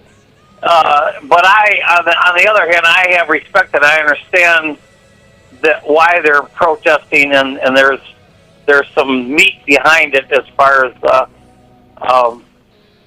what their grievances are about their treatment and so forth. And hopefully, everybody will be able to get through it. The business will be able to get up and running, and we can get past all of this. Trial and tribulations that we're involved with. Yeah, this 2020's been a bitch. It really has been. Control-Alt-Delete, start it over. Thanks for the call, but this is all of our problems. It's not just the African-American community or the people of color. This is everybody's problem, and I appreciate them continually bringing it all to light. It's our birthday month, Dom. Our birthday is coming up rapidly. With social distancing, I don't even know if there's going to be a party. How am I going to cry if I want to? Like a Republican. Come back with us. More Devils on the other side. There's nobody bigger or better at the military than I am. Cadet Bone Spurs. There are everyday actions to help prevent the spread of respiratory diseases. Wash your hands. Avoid close contact with people who are sick. Avoid touching your eyes, nose, and mouth. Stay home when you are sick. Cover your cough or sneeze. Clean and disinfect frequently touched objects with household cleaning spray. For more information, visit cdc.gov/COVID-19. This message brought to you by the National Association of Broadcasters and this station. Together, as a community, we give our thanks to our frontline and essential service workers. From behind the scenes, these workers have accepted the risk to provide us our daily needs. Hello, this is Tom Bennett, Secretary-Treasurer of Teamsters Local 200 here in Milwaukee. With the proper steps, precautions, and common sense, the risk these workers have embraced for us will have all of us returning back to our normal routines. Let us work together, as together we can. You are incredibly safe to go out. That's Wisconsin Republican Assembly Speaker Robin Vos forcing you to choose between your health and your right to vote. The forecast shows that we would actually have significantly more cases of coronavirus, more hospitalizations, and more deaths by this time than we have. So luckily, the projections were wrong. On Tuesday, April 7th, the date of the pandemic primary, the state of Wisconsin reported over 2,500 cases of COVID-19 and almost 100 dead. It is no guarantee that in May or June we are going to be safer. We could be dealing with this in August or November.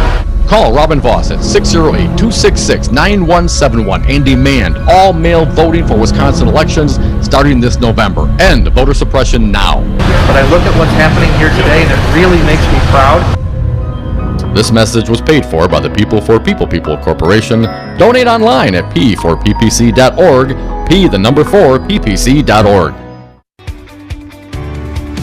Attention Madison property owners. Our real estate investment company is looking to purchase 20 homes in the next month. Any condition, any price. We pay cash. You pick the closing date. No inspections, no testing, no realtor fees. You don't even have to clean out the property.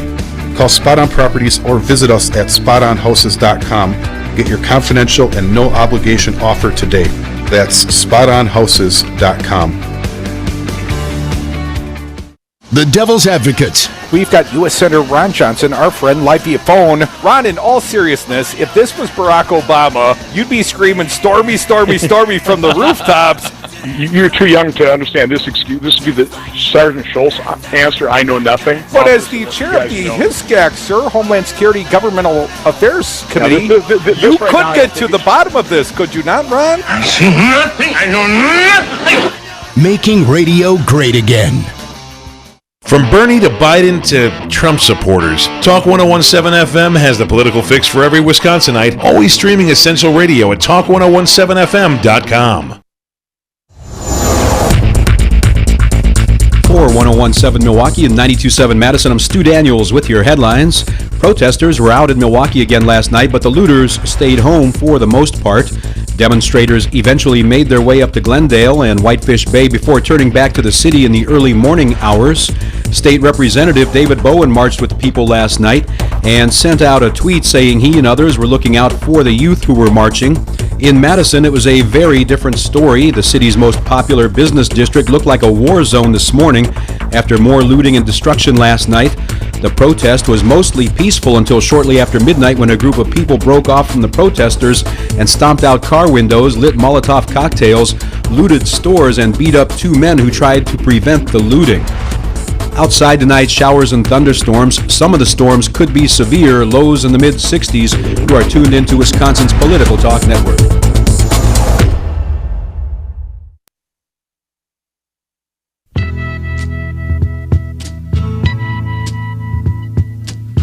Occupy didn't start on Wall Street. It started on our street. Tom and Krutz, the Devil's Advocates. Welcome back to the Devil's Advocates radio show. The old timers, the true fans, the true blue since the beginning fans, they know this used to be our show open song. Such a great song. That was just when we were on Saturdays. You know, look at the mighty show. From a little acorn to a mighty oak, this tree has grown. The show. We've planted the seed corn and grown into the greatest radio show ever. You know, why can't we plant the cannabis seed and just grow into a big old weed bush? How about the money seed? You gonna put a little money in the ground? I got a money tree out back. Unfortunately, I plucked all the branches. 844-967-2789. I see you, Chad, but you got to wait a little bit longer. I'll get to you eventually, but we'll see when. Anna, you're next from Madison. Welcome. What do you got for us? Hello? Hi, Anna. Hi, Anna. Welcome. Hi. Yeah, thanks for taking my call. I have to say this has been just the most incredibly overwhelming, heartbreaking time that I've experienced in terms of just, you know, seeing this now so publicly displayed, of course.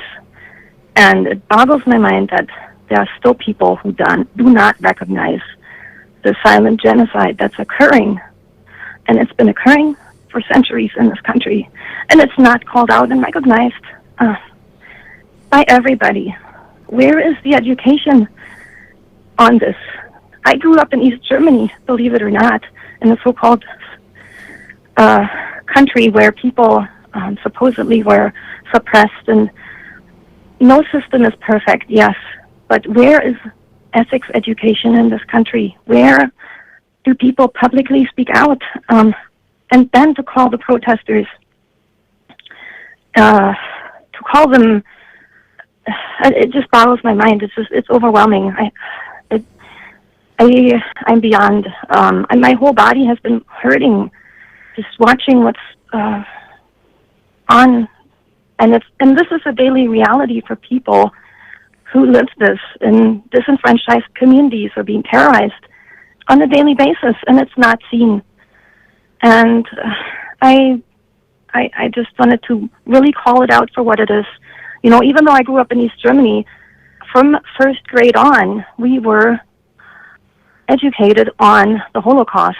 You know, I would wake up sometimes in the middle of the night as a small child, checking my wrist to see whether I had a number tattooed into my arm. Where is the discourse? Where's the public discourse? Where is the leadership? We're looking at what's happened in Europe not too long ago.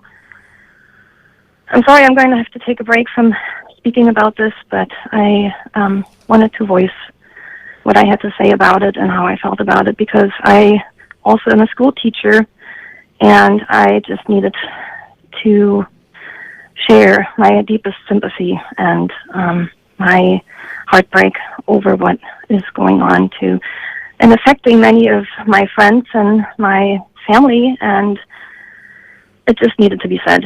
Anna, before you go, is it possible they just haven't come for that person yet? This guy that's talking about wanting to get back to work at the restaurant in downtown Madison, and they're struggling to stay open and survive. Well, you know, a couple weeks ago we're talking about those that had not been affected by COVID, hadn't seen death, hadn't seen the illness, were so cavalier about going out in public.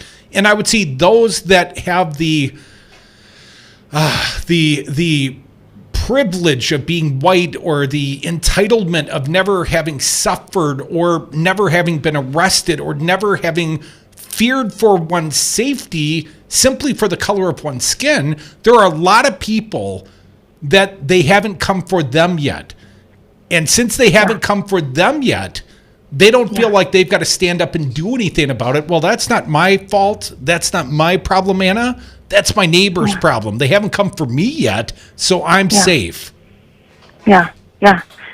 Whoever still has a job and has opportunities can really call themselves privileged and can call themselves lucky. There are people who have the most fragile communities, the most vulnerable communities in this country do not have infrastructure the same way that everyone else in the mainstream has access to.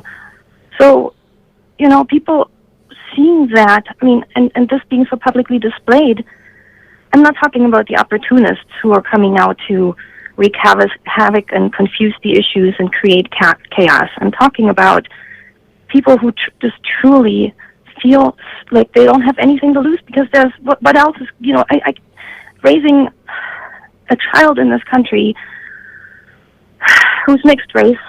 I have to say it is heartbreaking to think that what is coming our way. Are people only going to be looking at their skin color and the privilege that goes with it? I can't believe this is a permanent problem, Anna. I think it's an actuarial problem. I think the older racist America is slowly dying off, and I think that racism is a learned trait. I think people are being taught racism every day, and I really appreciate your call.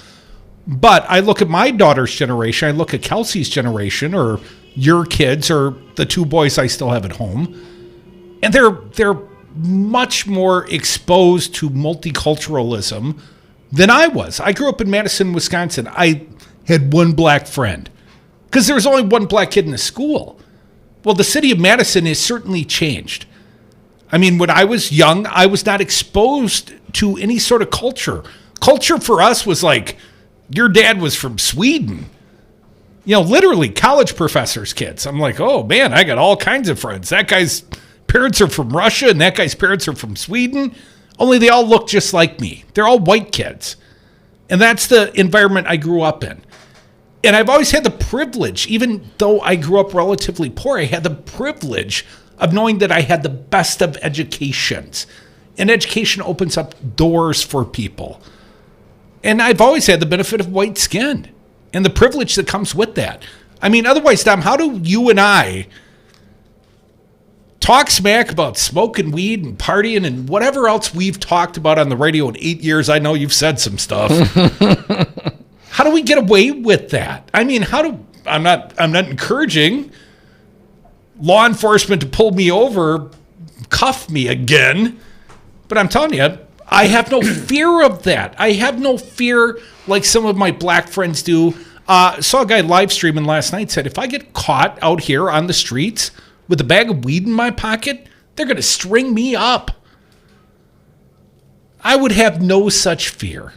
And great call. Thank you for the call. I am not as convinced that the actuarial tables will fix this. I mean, if you think about the abuse that those young African-American men took back in the 60s, sitting down at the counter and ordering food and getting, stuff poured on them and punched in the back of the head. Well, those were young people too, and most of those people are still alive, and they probably had kids. And that ignorance and that racism, that hatred is, as you mentioned, a learned behavior. So I'd like to think that would be the case, and reading cures fascism and travel cures racism.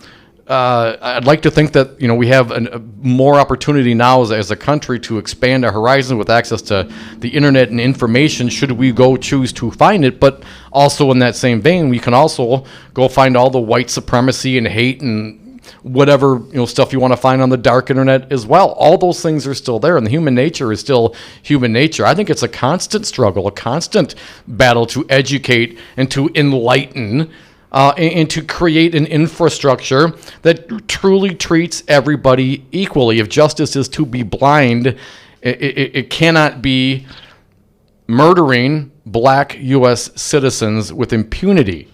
We need to change that. We need to change, if these police officers would be charged with murder, perhaps they would be less inclined to commit murder in the name of justice. We need de-escalation.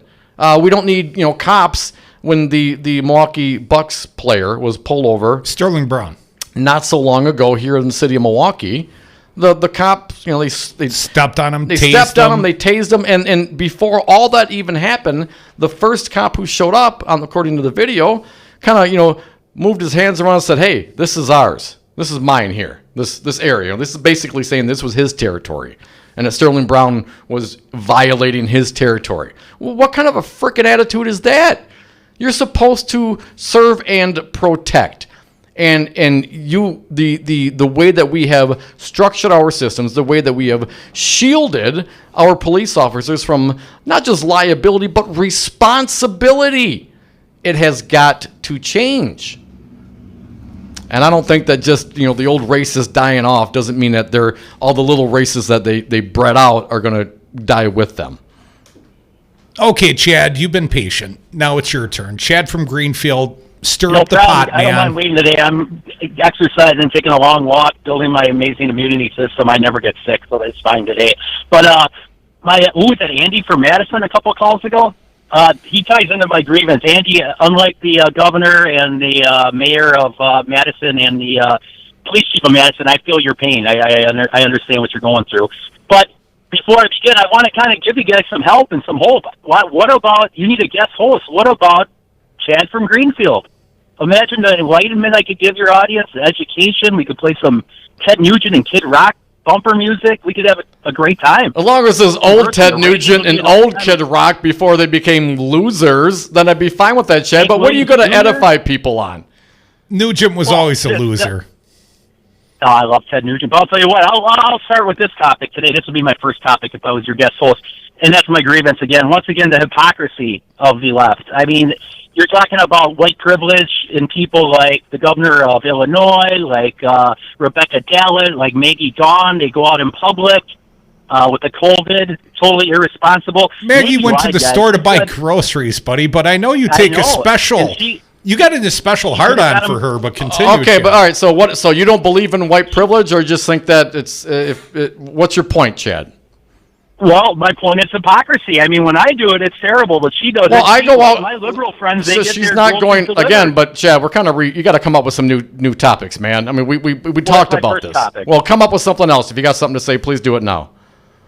But it's hypocrisy. I mean, what's the hypocrisy? One went to the grocery store. You went to the bar, Chad. I mean, it's not even close to it, the same thing, Chad. And thanks for the try. And no, based on that tryout, you will never host this fine show. Perhaps I'd like you more on Righty Whitey Talk Radio because you keep talking in circles. Someone going to the store with a mask to buy themselves sustenance to keep them alive is not the same as a jackass rolling out to the bar the first time they're quote unquote allowed to, hugging their friends, and just without a mask and dismissing any sort of concern that people may have in that regard with regards to COVID. So no, it's not the same. It is not hypocrisy. That's a terrible analogy. If you're going to come up here and call, you better come with something stronger than that. Chad, why don't you call in the Belling Show? He has the worst fill-in ever. It's usually Scott Walker. Yes, Chad. Belling will take you. Belling, I mean, if he takes Scott Walker, they'll definitely take the Chad.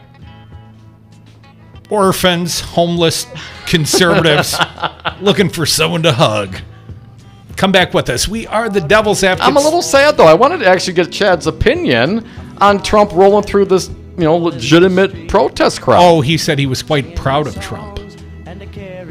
It was up on the screen. He said he was proud. He was. He was proud? Proud of Trump. Finally asserting some domination. Is that what it is? Over the protesters. Your First Amendment rights go to hell if Donald Trump wants to go to church. Because, it's a natural fit. He is like the proverbial whore in church, right? Like sweating bullets. Oh, it's just terrible. It's just terrible. Conservatives, come on. When are you going to turn your back on this fascist? But Maggie bought groceries. POS? Come on, people. Nothing but takeout food for you. Delivery, Grubhub. Come back. More Devils, more of your phone calls as well. 844-967-2789. Everybody look what's going, we better stop now. What's that sound? Everybody look what's going, we better stop. Children, what's that sound?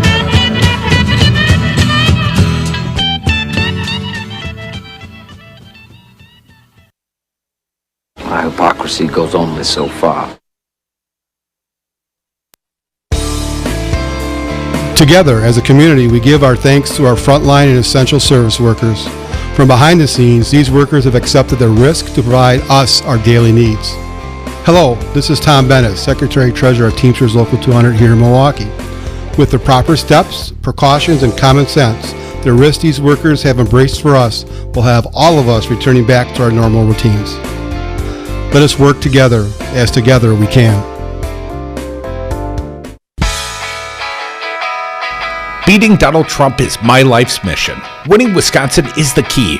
We built a progressive Wisconsin talk radio network to do just that. Now I need your help. I need money to complete the mission. Beat Donald Trump. Support progressive radio. Give now at GoFundMe Resistance Radio Wisconsin, or find the Support the Station link on any of our websites. I can't do it alone. Thank you for your help. Sell your Madison area home for top dollar with ease. Hi, I'm Amy Hopfinger with Homestead Realty, and I have a program that saves you time and money. Sell your home without the hassle. No signs, no open houses, no keeping your home showing ready, no leaving for showings. Quick, easy, convenient. Visit me at buyerformyhouse.com. That's buyerformyhouse.com. Tune in to Wisconsin's Political Talk on Talk 101.7 FM. Weekdays, you can hear the Santita Jackson Show from 6 to 8 a.m. Next, it's the Earl Ingram Show from 8 to 11. From 11 till 2, the Tom Hartman Program. At 2 o'clock, it's Matt Flynn Direct. From 3 to 6, the Devil's Advocates. At 6, it's Busted Pencils, Wiz Cannabis Radio, and Maggie Dawn. And at 7, it's Democracy Now!, Wisconsin's political talk. Listen online at talk1017fm.com. Stay informed with progressive news and talk on Talk 1017 FM, Milwaukee's choice for essential radio.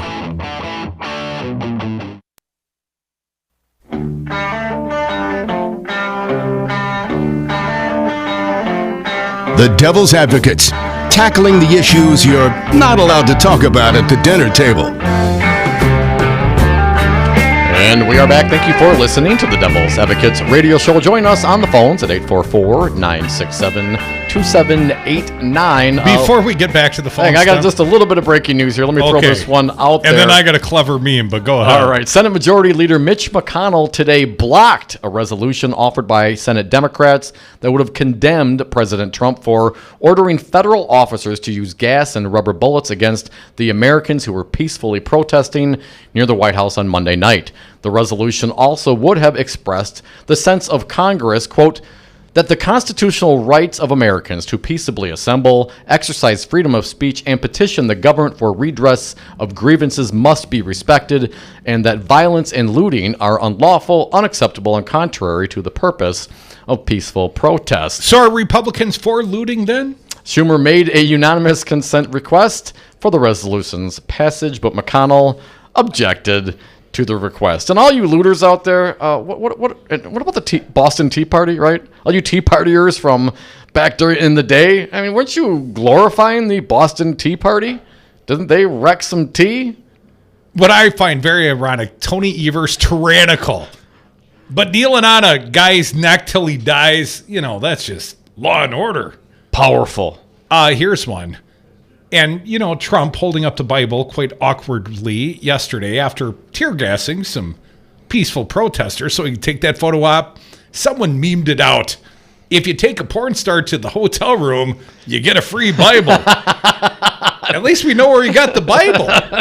They have them in all the hotel rooms. 844-967-2789. Dick from Madison, you are the most patient. You're next. Welcome. I'm sure glad I didn't follow the gal before Chad.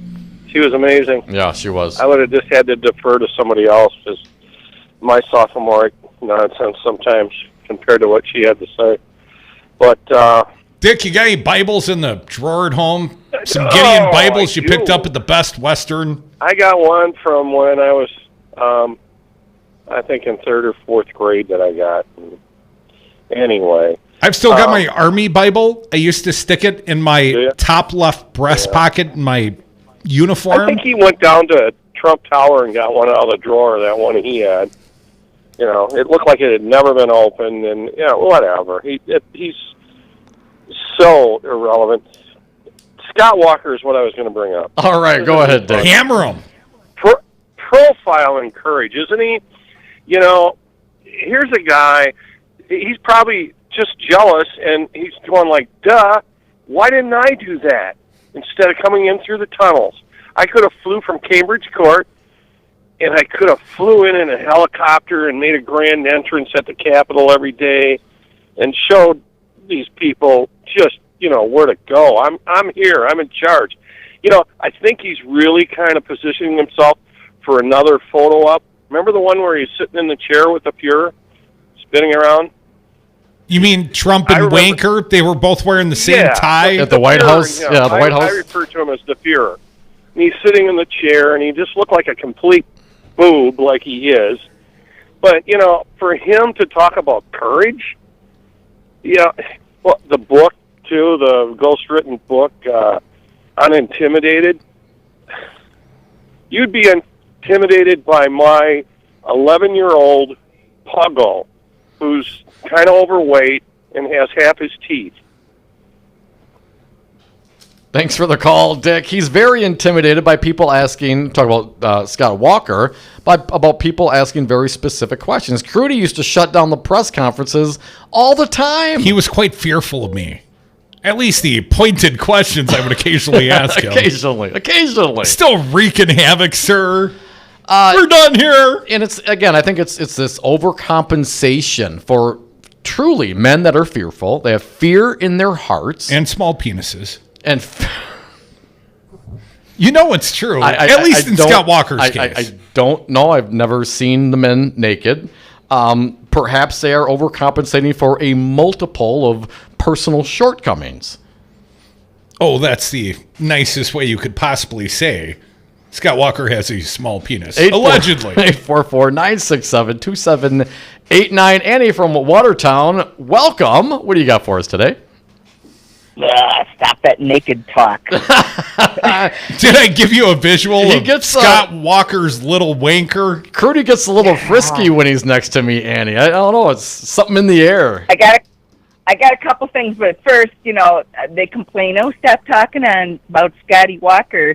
Well, when he shuts up, then we will. Right, exactly. You have an ad on your station that I always gets me thinking about something. The guy says, we've never had a station like this before, and it's like, whoa, we did, didn't we? And it sort of just disappeared. And they tried to get rid of it, and they rallied and kept it, and then all of a sudden it disappeared. And I mean, more than just a financial battle, there's a battle with the dirty tricks and power plays and all these things that... Oh, you're telling me, sister. I know it. Yeah.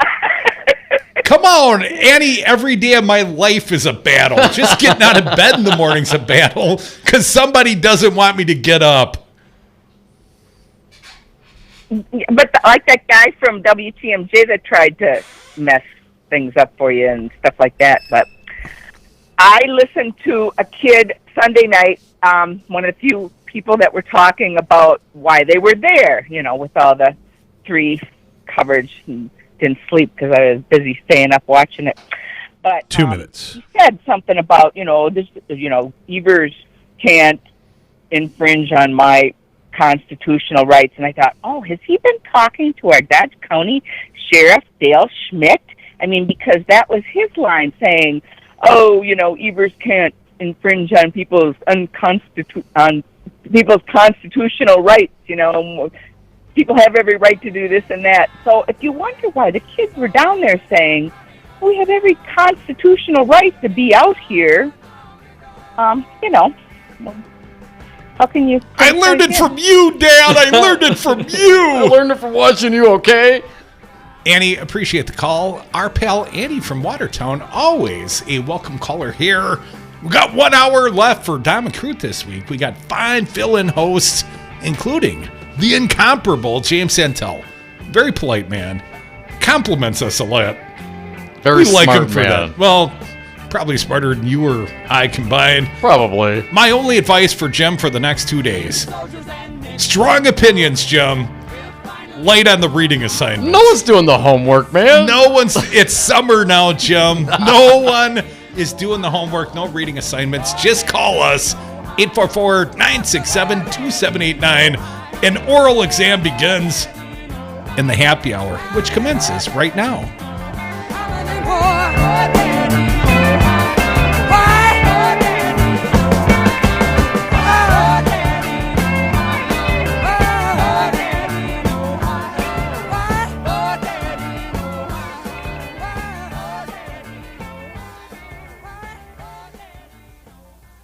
What do they got that I ain't got? Yes, it's true. This man has no doubt. I used to run track.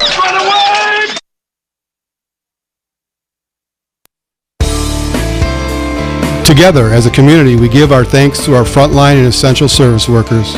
From behind the scenes, these workers have accepted the risk to provide us our daily needs. Hello, this is Tom Bennett, Secretary-Treasurer of Teamsters Local 200 here in Milwaukee. With the proper steps, precautions, and common sense, the risk these workers have embraced for us will have all of us returning back to our normal routines. Let us work together, as together we can. Milwaukee, join me, Alan Robinson, Wednesday evenings for my new show, Wiz Cannabis Radio. We're setting the record straight on cannabis in Wisconsin. Follow me at Wisco Cannabis and listen live Wednesday evenings at 6 p.m. right here on Talk 1017 FM. Milwaukee, tune in from 11 to 2 on Talk 101.7 FM for the Thom Hartmann Program. Join the show's conversation because our democracy is not a spectator sport. Listen live Monday through Friday right here on Talk 101.7 FM, Wisconsin's political talk network. You are listening to WRRD Waukesha and W269DL Milwaukee, always streaming at Talk1017FM.com. Special report, protests across America.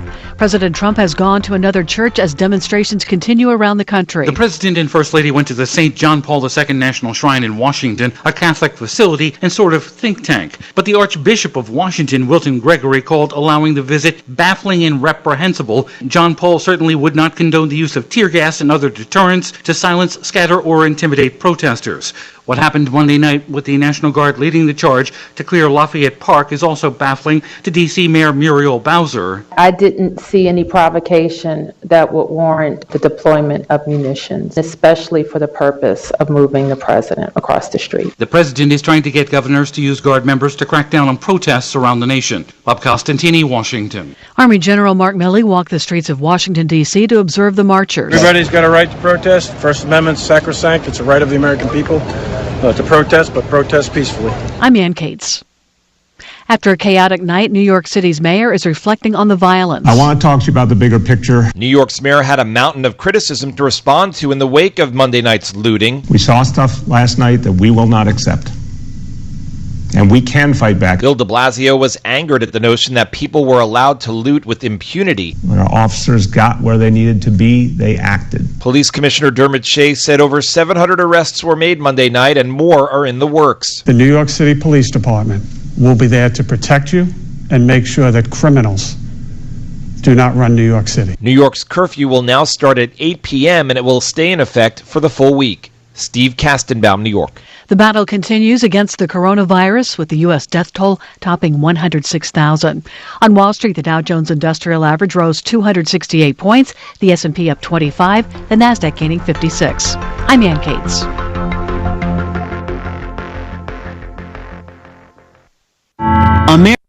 I'm State Representative Jimmy Anderson. Like me, 25% of American adults have a disability, yet vote at a rate almost 5% lower than the general public. If voters with disabilities turned out at the same rate, that would be over 2 million more votes nationwide. Your vote is your voice, so be heard. Elected officials make decisions on issues you care about, from transportation to Medicaid, but they won't hear your voice if you don't get to the polls. To learn more, call 844-347-8683 or go to disabilityvote.org.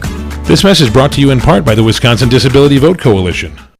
The Devil's Advocates are live weekdays 3 to 6 p.m. You guys are getting it done. You boys are the light of my day, and I've been listening to you for many years. I love you guys.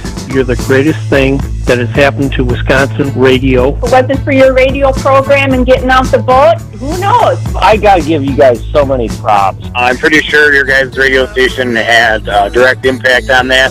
You're welcome, everybody, and thank you.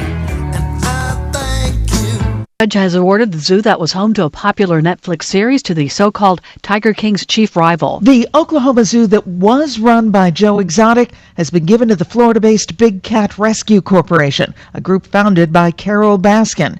Joe Exotic, whose real name is Joseph Maldonado Passage, is serving a 22-year prison term for killing 5 tigers and plotting to have Baskin killed. She had sued him for copyright and trademark violations, and the judge now rules ownership of the zoo was fraudulently transferred to his mother to try to avoid paying a $1 million judgment. The decision also says the zoo animals have to be removed, but it doesn't say what will happen to them. I'm Jan Johnson. Hollywood is inching closer to getting back to work. The entertainment industry's guilds and unions are signing off on a 22-page guide designed to establish COVID-19 safety protocols. I'm Ann Cates. This is Dom from the Devil's Advocates. You know, in the 7 years that Crudy and I have been doing the show, we have never had a more engaged, dialed in, and motivated audience, and we love them for it. Now is the time for you to reach the greatest audience ever. Call now, advertise with the Devil's Advocates and Real Resistance Radio. Market your products or services, get your message out, join the resistance. Call us at 414-635-0872. That's 414-635-0872, or go to realresistanceradio.com. Vote blue no matter who. Who do you have on the line, Brian? We have Jeff from Jeff's Guitar Clinic in Fort Atkinson. Welcome, Jeff. Well, thank you, Matt, for taking my call. I came across your website. You have a AAA rating with the Better Business Bureau of Wisconsin? Well, yes, we do, Matt. We try to have the highest of standards for guitar players. You have outstanding reviews for sales, guitar lessons, guitar building, and instrument repair. You really do it all. How do people get in touch with you, Jeff? They can visit jeffsguitars.com and check out our Facebook page, Jeff's Guitar Clinic. I know what I'm going to be doing when I'm stuck at home. For 101.7 Milwaukee and 92.7 Madison, I'm Stu Daniels with your headlines. Former Wisconsin Governor Scott Walker is being criticized for a tweet praising Donald Trump for leaving the White House on foot during protests in the nation's capital. The tweet read, quote, "Hard to imagine any other president having the guts to walk out of the White House like this," unquote. The tweet included a black and white photo of the president with a huge entourage, including Secret Service officers and several soldiers in uniform. Many of those criticizing Walker mentioned that the area had been cleared of protesters by law enforcement officers using tear gas, rubber bullets, and shields. Other critics mentioned that Teddy Roosevelt was shot in the chest in Milwaukee, survived, and went on to give his speech even after being wounded. You are tuned into Wisconsin's Political Talk Network.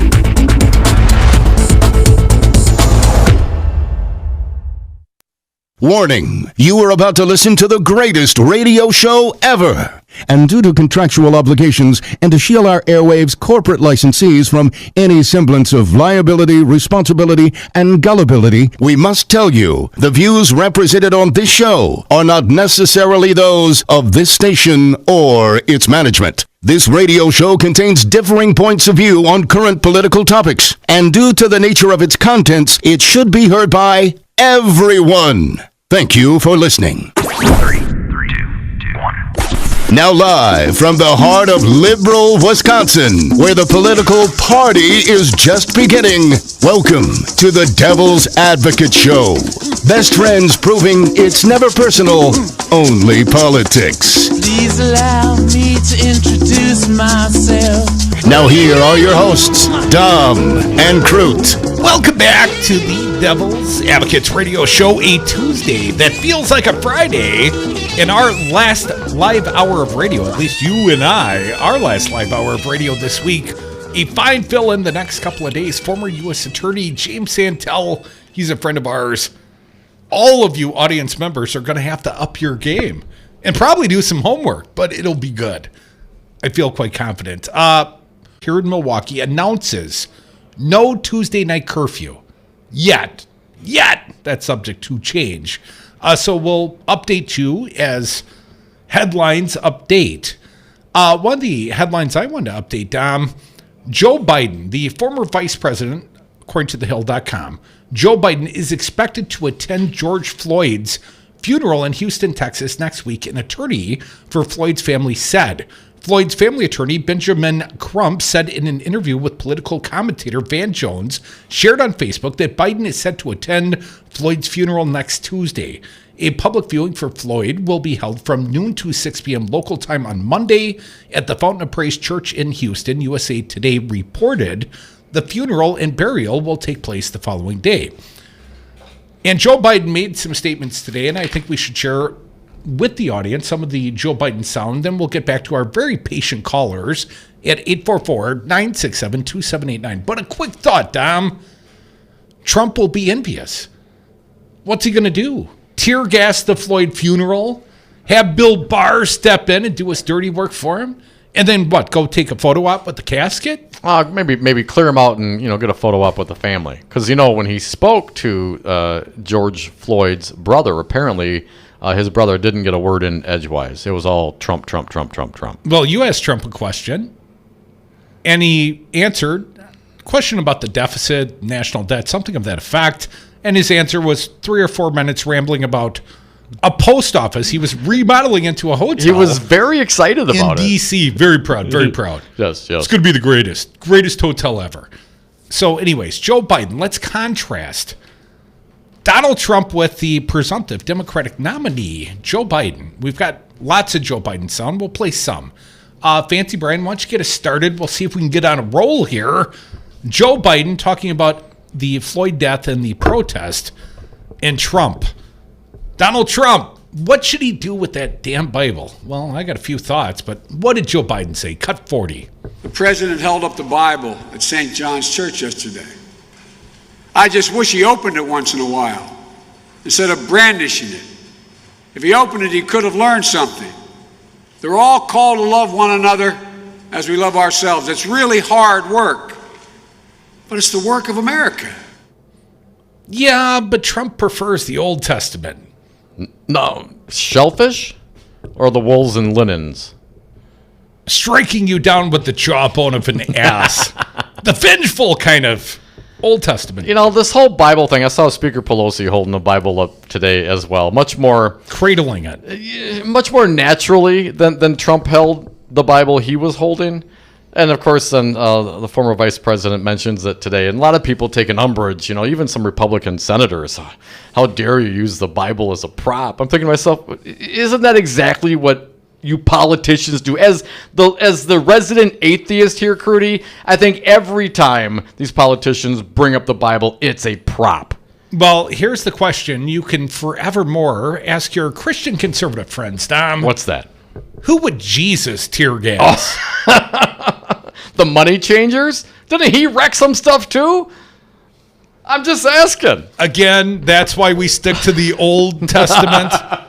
And I think we are experiencing at least a couple of plagues at the very same time in 2020. Let's play some more of the Biden.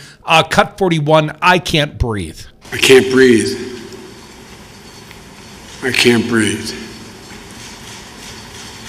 George Floyd's last words, but they didn't die with him. They're still being heard, echoing all across this nation. Let's jump ahead, if we could, Fancy Brain. Cut number 44. Again, Joe Biden on Donald Trump. He's part of the problem. The President of the United States must be part of the solution, not the problem. But this president today is part of the problem and accelerates it. When he tweeted the words, "When the looting starts, the shooting starts," they weren't the words of a president. They were words of a racist Miami police chief in the 60s. Repeated by the president. More of Joe Biden. The Republican president. Well, Trump. More of Biden. Cut 45, please. I won't traffic in fear and division. I won't fan the flames of hate. I'll seek to heal the racial wounds that have long plagued our country, not use them for political gain. I'll do my job and I will take responsibility. I won't blame others. Now, Joe Biden asked Trump to, open the Bible, presumably read the Bible. He also asked him to read the Constitution. And I would point out to Joe Biden, as I often point out to our pal James Santel, nobody's doing the homework assignment. You're talking to yourself, sir. Trump ain't reading squat. Play it for the people. Cut 46. In addition to the Bible, the president might also want to open the U.S. Constitution once in a while. If he did, he'd find a thing called the First Amendment. And what it says in the beginning, it says, the right of the people peaceably to assemble and to petition their government for redress of grievances. Let's jump further ahead. Again, former Vice President Joe Biden. Cut number 52, if you would. Is this who we are? Is this who we are? Is this who we want to be? Is this who we want to pass on to our children and our grandchildren?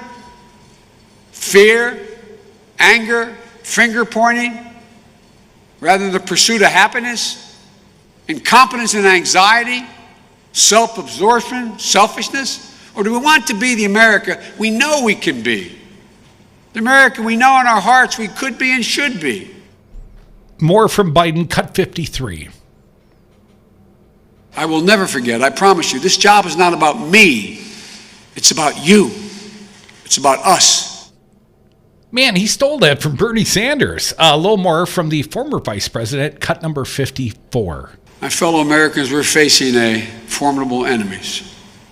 They include not only the coronavirus and the terrible impact on the lives and livelihoods, but also the selfishness and fear that have loomed over our national life for the last 3 years. And I choose those words advisedly, selfishness and fear. One last one. Former Vice President Joe Biden. The U.S. is best when united. Cut 55. This is the United States of America. There's never been anything we've been unable to do when we set our mind to do it, and we've done it together. Together. United. That's who we are at our best. Now, Biden had something of a live audience, and I thought he started somewhat passively, but got stronger throughout the course of the speech. Your thoughts, and then the callers, Tom? 844-967-2789. Just a couple more I want to hear. Biden calling on Congress. Haven't heard this. Let's play it for the people. 49, if you would, please. Fancy Brian. I call on the Congress to act this month on measures that will be the first step in this direction. Starting with real police reform, Congressman Jeffries has a bill to outlaw chokeholds. Congress should put it on the president's desk in the next few days.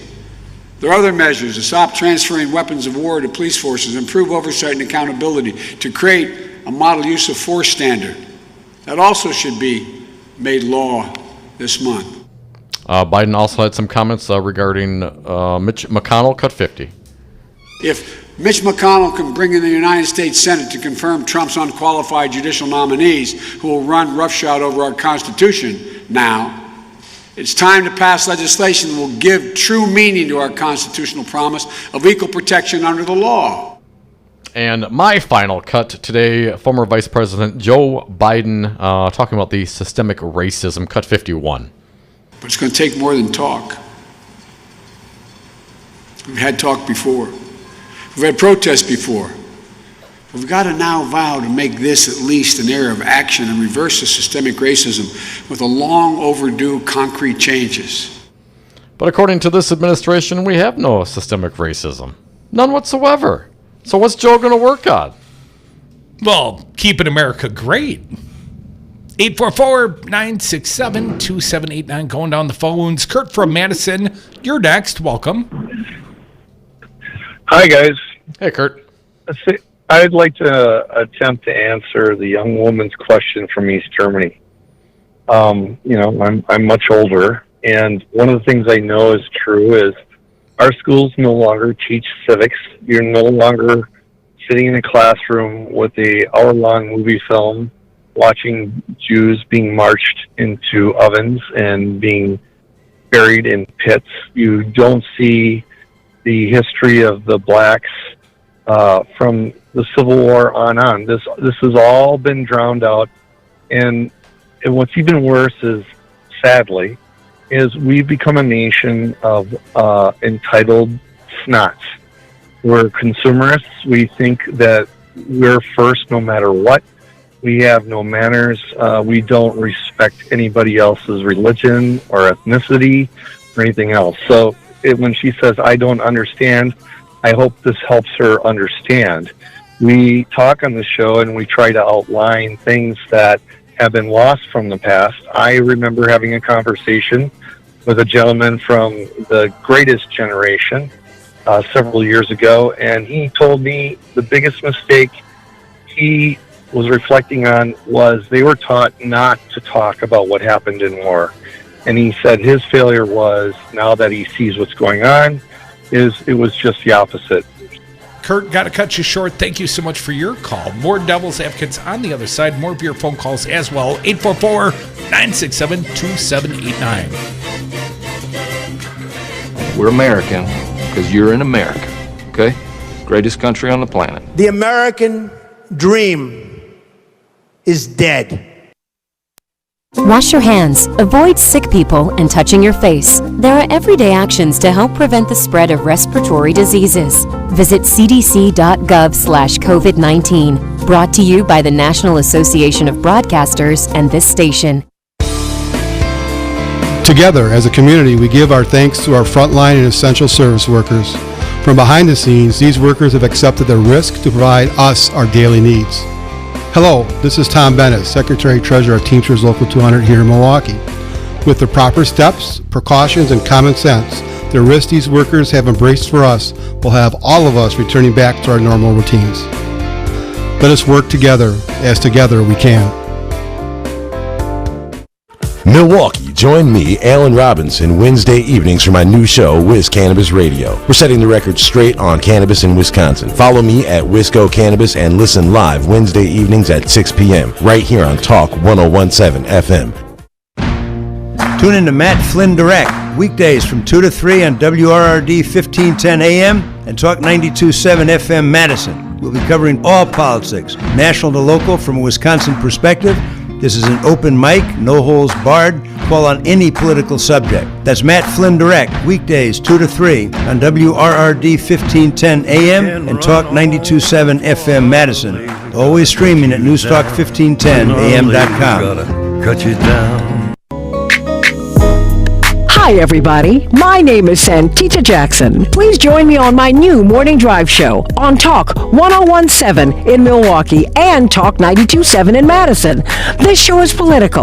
It's personal. It's about you, and you. It's about us. So let's get together weekdays at 6 a.m. Central on the Santita Jackson Show on Talk 1017 in Milwaukee and Talk 92.7 in Madison. When it comes to politics, people come to Wisconsin's Political Talk Network, 1017 Milwaukee and 92.7 Madison.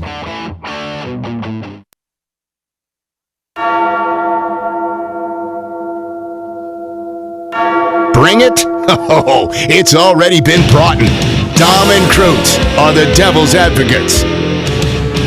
And we are back. Thank you for listening to the Devil's Advocates radio show. Phone lines are open. We'll get to them now at 844-967-2789. Eric from Lodi, you are next. Thank you for calling today. Eric, what do you got for us? Hey, Eric.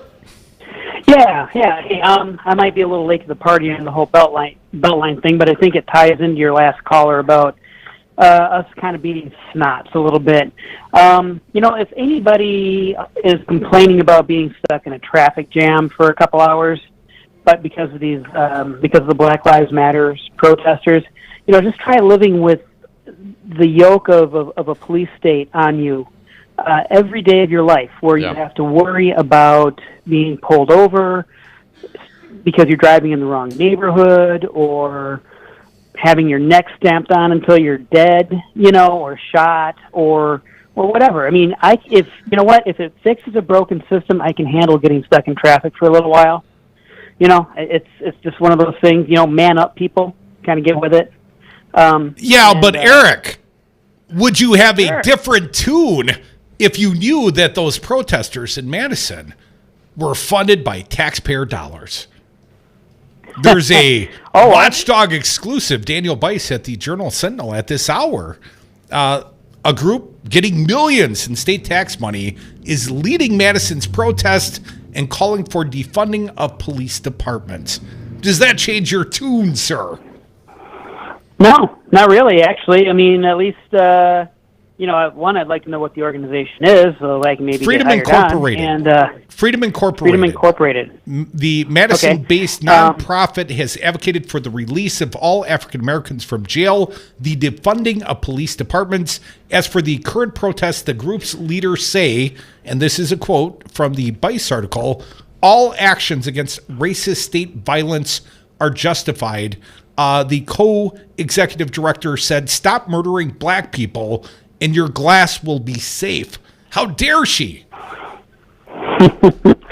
Yeah, well, I'm not a huge fan of the looting and the vandalism, and it's not because I'm a big fan of glass and inventories and bricks and things like that. I just worry about people on State Street that live above those businesses getting hurt and caught in the middle of something like that. That's my primary concern. If somebody wants to flip a police car or burn a police car, I guess I don't really have that much of a problem with it. If only you'd have been my prosecutor in college, Eric. Well, they've taken our money, our tax dollars to the police department, and they've militarized themselves. They've gone to these camps sponsored by Blackwater and Eric Prince and all that other stuff. they've learned these tactics from them, and they've learned that people in their communities are insurgents rather than their employers and the people that they're sworn to protect. So if a group is getting tax dollars that has an opposite message to that, I'm fine with that. Eric, appreciate your thoughtful call, man. Thanks for listening in Lodi, Wisconsin. You know, Dominic, in terms of squandering the public's commons, I'd like to think I paid it forward in college. When we destroyed that municipal car in college, I was there, but you were on the street that night. I was on the street that night, but I wasn't touching anything. I saw you do it. Yeah. Yeah. So did everyone. It was all over the videotapes. And here's one point. As a guy who's been that malicious rioter, and I was that dumbass kid, and I was a dumbass kid. There was no moral behind our rioting. It was bar time. The cops were wearing riot gear. It was time to party. And lots of mushrooms. Well, that contributed to the overwhelming greatness of the day and the party. Lots of joy in the air. Yes. But ultimately, it was captured all over videotape. I mean, I will never live this down. This is why I feel comfortable talking about it on the air. My kids know. It's on YouTube. And I would say, that was 1990, man. If I got captured all over videotape in 1990 to the point where I got a call from the investigating detective at my house, Brad Burke, wherever you're at, sir, former detective in La Crosse, probably still on the force. You know, they found me, no problem whatsoever. I think so many of the destructive ones, they're all over videotape. And that is a good and a bad thing. Because guess what? You don't have to take the press's word for it. Once upon a time, the press would have called them hippie writer whatevers, thugs. Perhaps they would have used the president's vocabulary and would have been more dismissive of any of these protesters. You know, God forbid the looters or the rioters. Well, like you did in college. We did get tear gassed a couple times in La Crosse. I would just say a few quick things. I broke plenty of windows and stole plenty of stuff as a kid. What? As well. I mean, I never broke any windows. Well, not that night, but in general. I mean, Bobby's Tercel in the backyard, but he gave me permission first. So, I mean, I've engaged in this kind of foolish behavior. Vandalism. Sure. Property destruction. Are you kidding me? We used to say when I was a kid, we'd go out and get drunk and wreck stuff. And talk about our privilege. When we were out in college, Crudy, we were rioting because we didn't want to go home. We were all tripping and drunk and having too much fun. It was a beautiful spring night. So that's our privilege, man. That's our riot. It's a joke, of course. But I want to say one other thing other than, of course, the issues we have with our black and African-American brothers and sisters being murdered by the police. It's not just that these things happen, which is terrible enough as it is. It's happening with government tax dollars, paid police officers, and it's happening in many cases without repercussion or justice whatsoever. So it becomes a little bit more of an issue than just people dying. It is also the rest of the system that is not engaged and working properly, not equal justice under the law. Dominic, everybody knows there's only one justifiable reason to riot, to burn stuff, to maliciously damage. What? When your team wins the championship. At least if you're a white guy, right? Come back with us. More Devil's Advocates, or when the good shrooms come to town. 844-967-2789.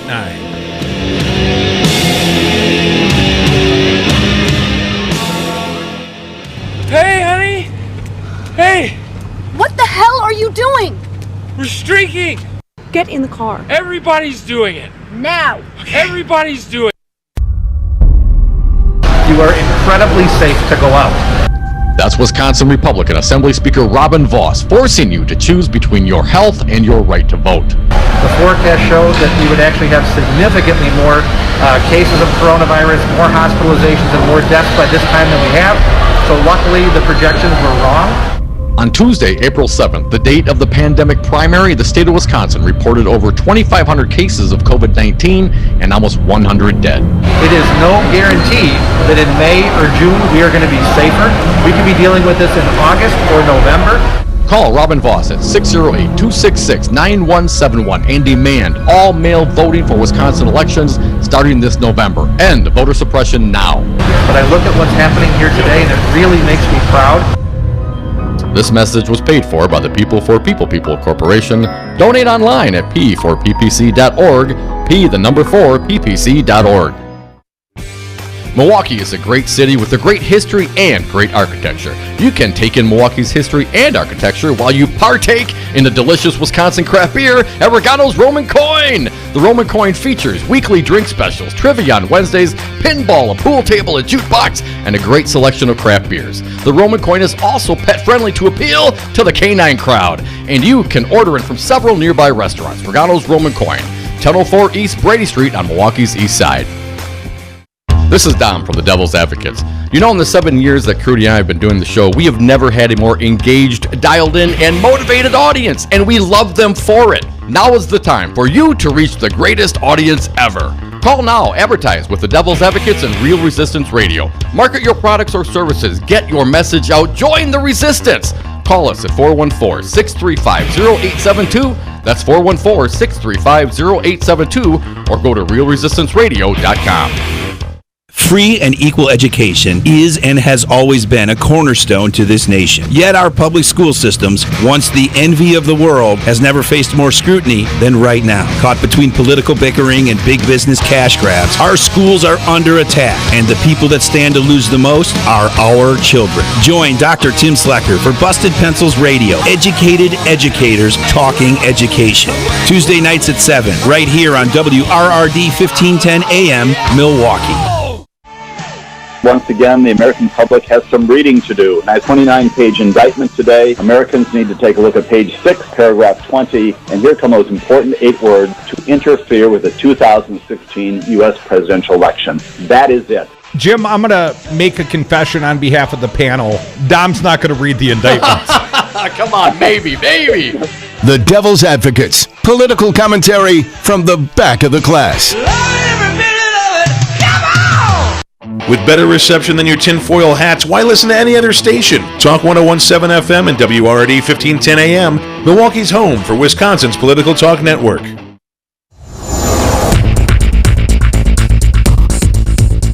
For 1017 Milwaukee and 92.7 Madison, I'm Stu Daniels with your headlines.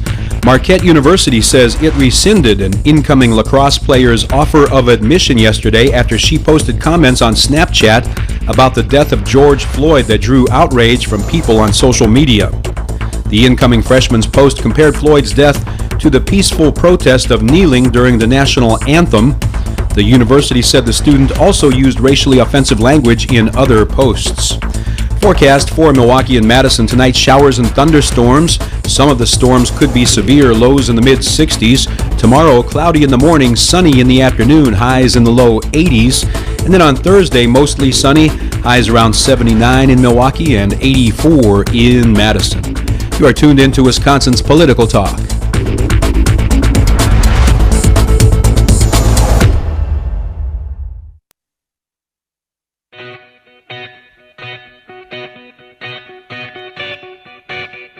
The Devil's Advocates. Rock and roll political commentary in a top 40 world. Welcome back to the Devil's Advocates Radio Show. The happy hour continues a Tuesday that feels a lot like a Friday. I'm feeling good. Dom, how about you? I'm feeling awesome, man. We will be out of the broadcast game for a few days. A fine fill-in. James Santel, former U.S. attorney, will be right here Wednesday and Thursday, educating everybody and assigning homework in all probability. Real quick, we're getting back to the phones at 844-967-2789. But Mitch McConnell today, on Trump's response to the protest, I'm not going to critique other people's performances. Oh, really? And I would greatly appreciate it if my wife took that same attitude. Since when, McConnell? When it was the white president. Oh, that's right. What, you got? Because when it was Obama, he had a few critical words, if I recall. What do you think the righties would have done had Obama gone out and cleared out a right-wing rally or whatever, just peaceful rally of their supporters, let's call it. Well, Tony was tyrannical for trying to keep people home and keep them from catching COVID-19. They think the whole world has gotten together on a pandemic just to wreck the economy and wreck Trump's chances of re-election. You know, you're presuming that their thought process is founded in reality, and it's really not. Well, the narcissism and the incompetence, I think, is about as contagious for the Republicans as the COVID-19. Of course they think that everyone's out to get Trump because Trump is the center be-all of what is Trumpism, what is now the Republican Party.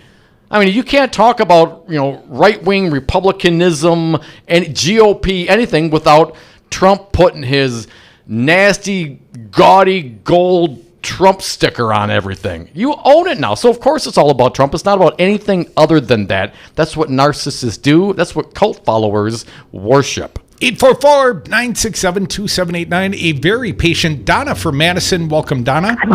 Hi, Donna.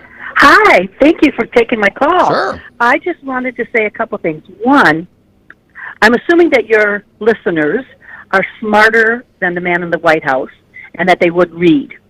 Two really good books, if you want to attack white privilege, is the book called White Fragility, and the other one is called Witnessing Whiteness. I don't have any stake in either one of those books, but I've read them both, and they were really, as a white person, it really enlightened my thinking as to the sickness that white privilege really is.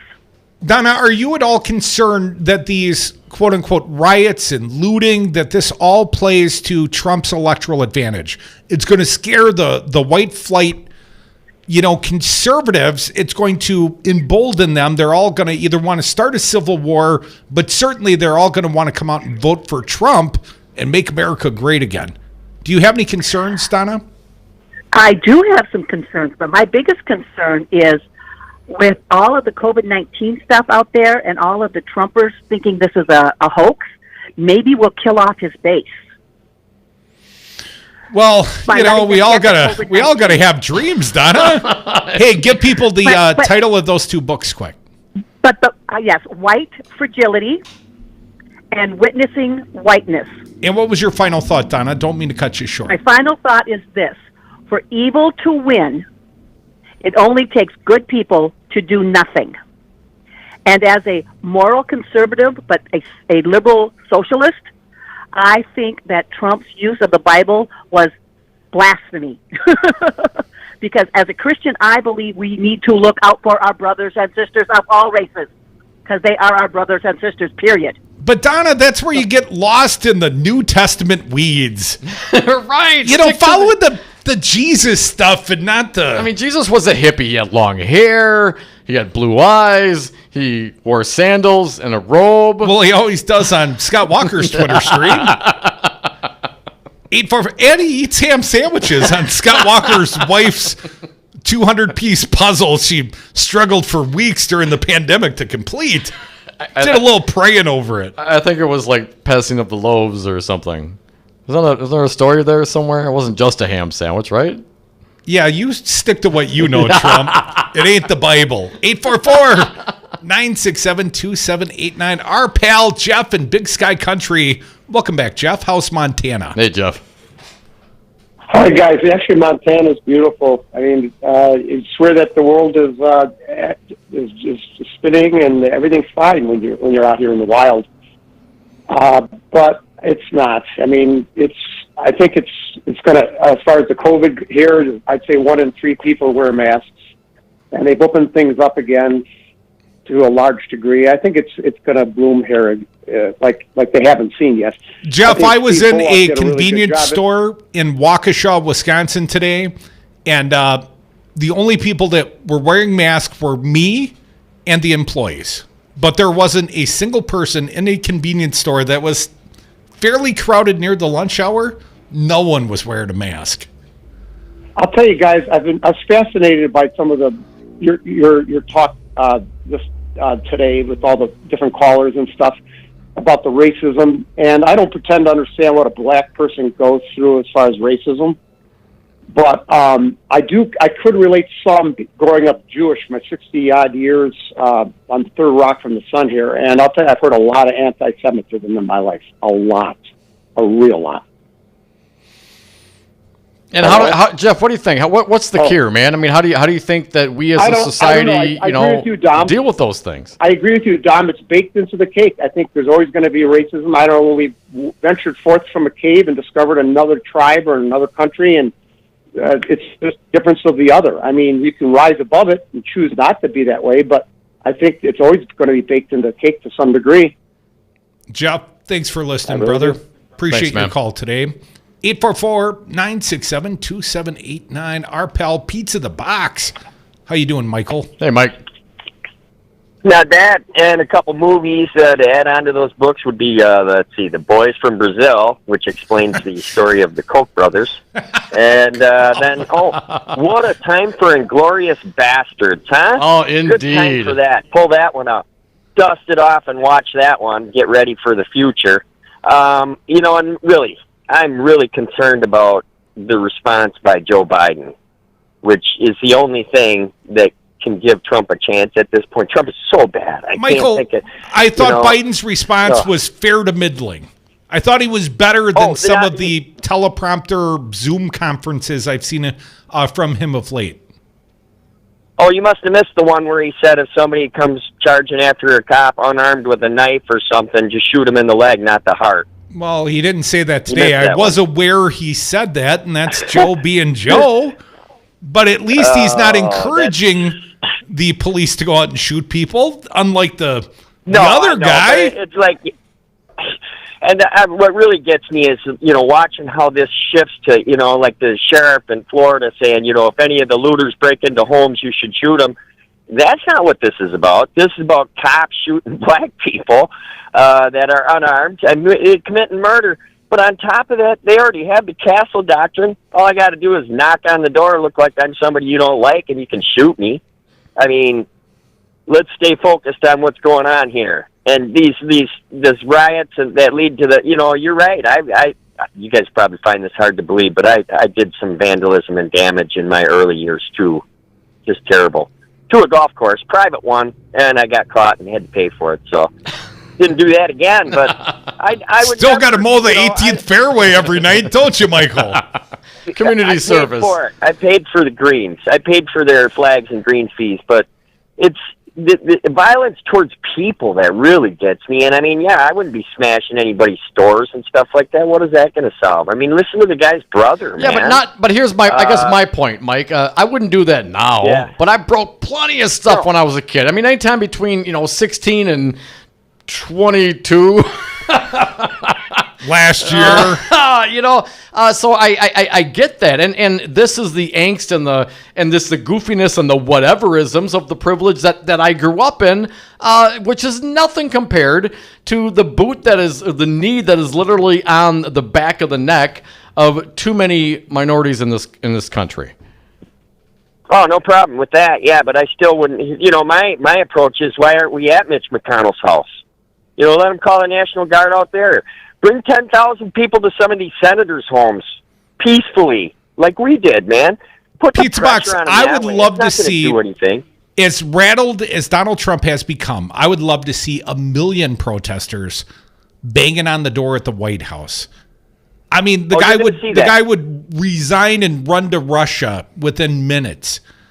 If he felt like there was already be happening. If it wasn't for this pandemic, it would have already happened. Trust me.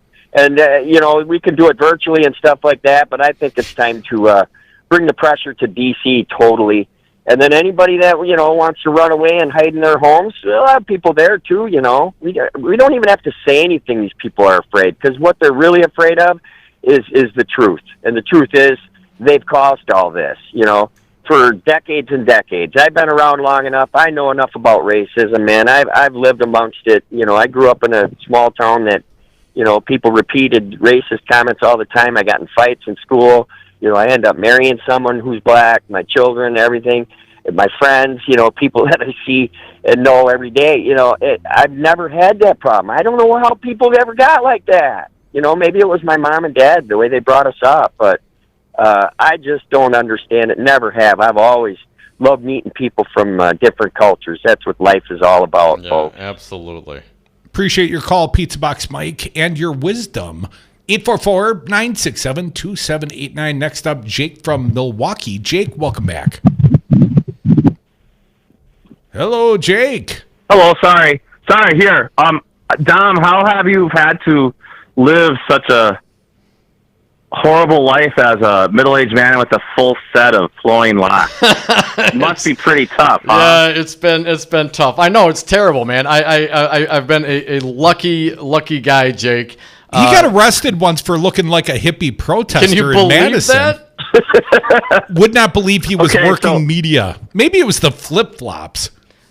Never judge people by their dress or their hair or their color of their skin. I mean, isn't that kind of the point? Just tell them, I do radio. I mean, who knows? But you know the whole Vice article. Yeah, it was factual. You can go right to their website and see it. But you know what? How many billions have we given to Foxconn? How many millions have we given to Menards? We given to that one lady who makes, gutters or something, the Realtors Association, all those people. And they use all their tax breaks and the campaign money to suppress people's votes.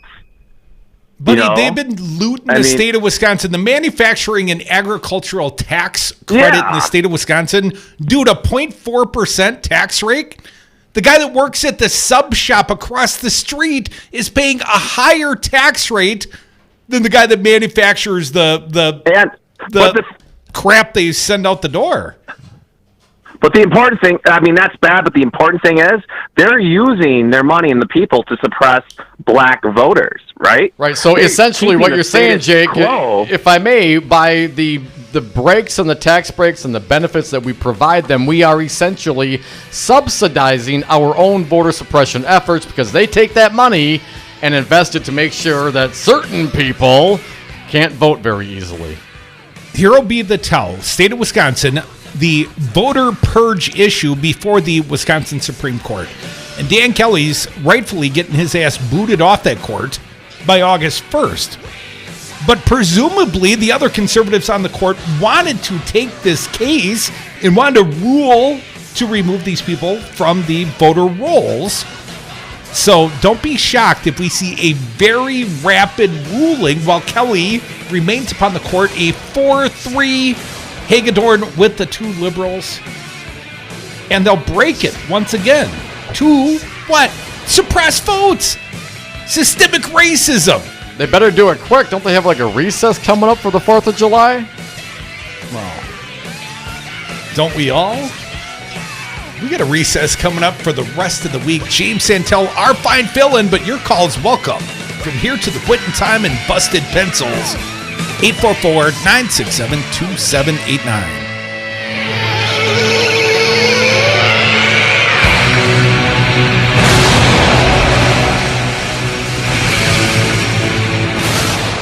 They're the foot soldiers of a Jew-hating, mass-murdering maniac, and they need to be destroyed.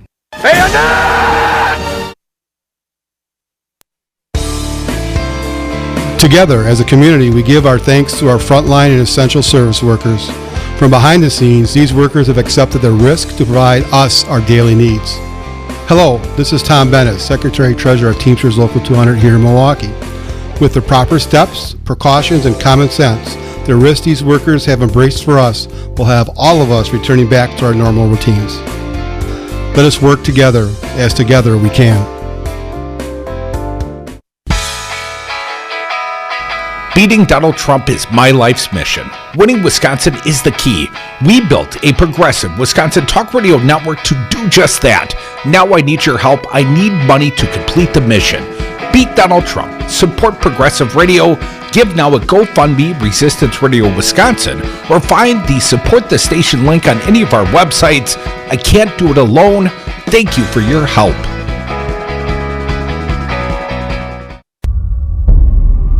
You are incredibly safe to go out.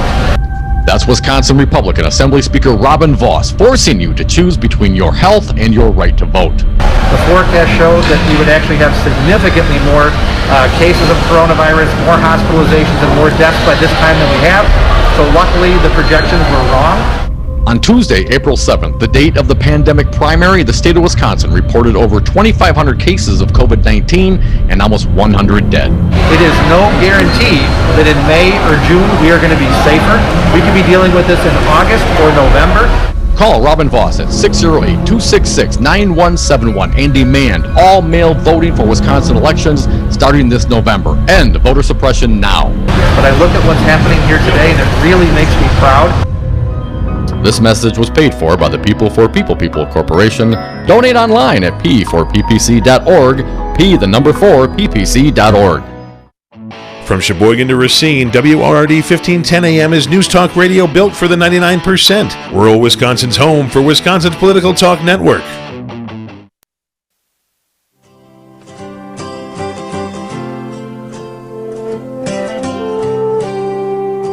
The Devil's Advocates, making radio great again! Exclamation point.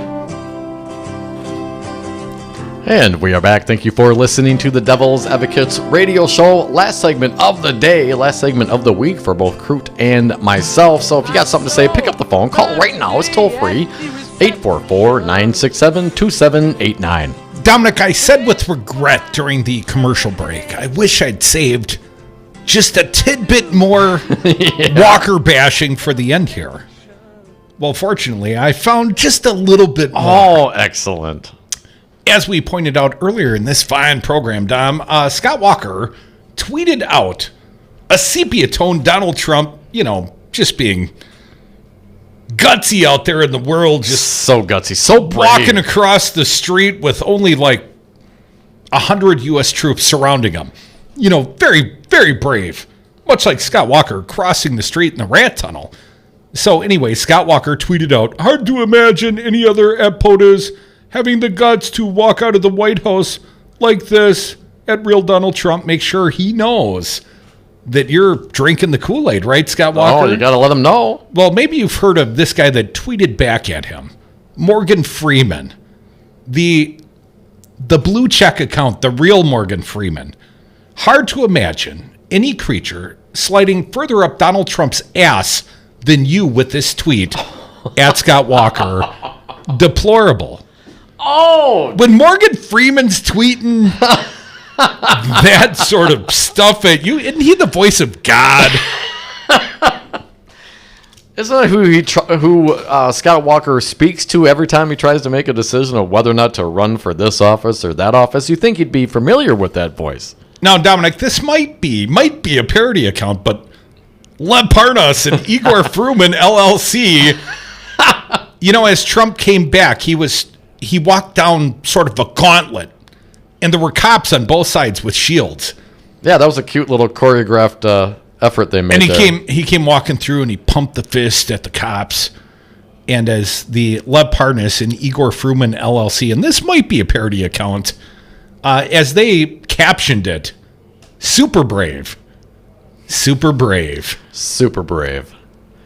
One more. The Political Environment blogspot. Oh, here it is. Defeated Wisconsin career politician retreats into further insignificance. I'm going to read from this because I like it. And it's Walker bashing. Trump staged an El Duce style photo Tuesday by ordering citizens hosed out of a DC park, and swooning sycophant Scotty Wanker rushed to Twitter to laud Trump's guts. Donald! Oh, Donald. Please, please, please. I'm waiting for Walker to slither past his routine dog whistling and transfer any leftover loot from his defense fund to Derek Chauvin's when it gets set up. And also, he puts a little picture from the Wankinator's Twitter stream, the Scott Walker Twitter stream, because I often wonder, what's Wanker tweeting? Well, apparently it's leftover pizza, Dom. Cheese and sausage. Looks quite unappetizing at the end of the meal when the grease is congealed Reminds me of Scott Walker, though. Crudy, another former executive, Bush White House alums form pro-Biden super PAC. Scott Walker had a couple of super PACs. Briefly, former members of the George W. Bush administration have formed a super PAC to support Biden's White House run, according to paperwork filed with the FEC. This is on Newsmax.com.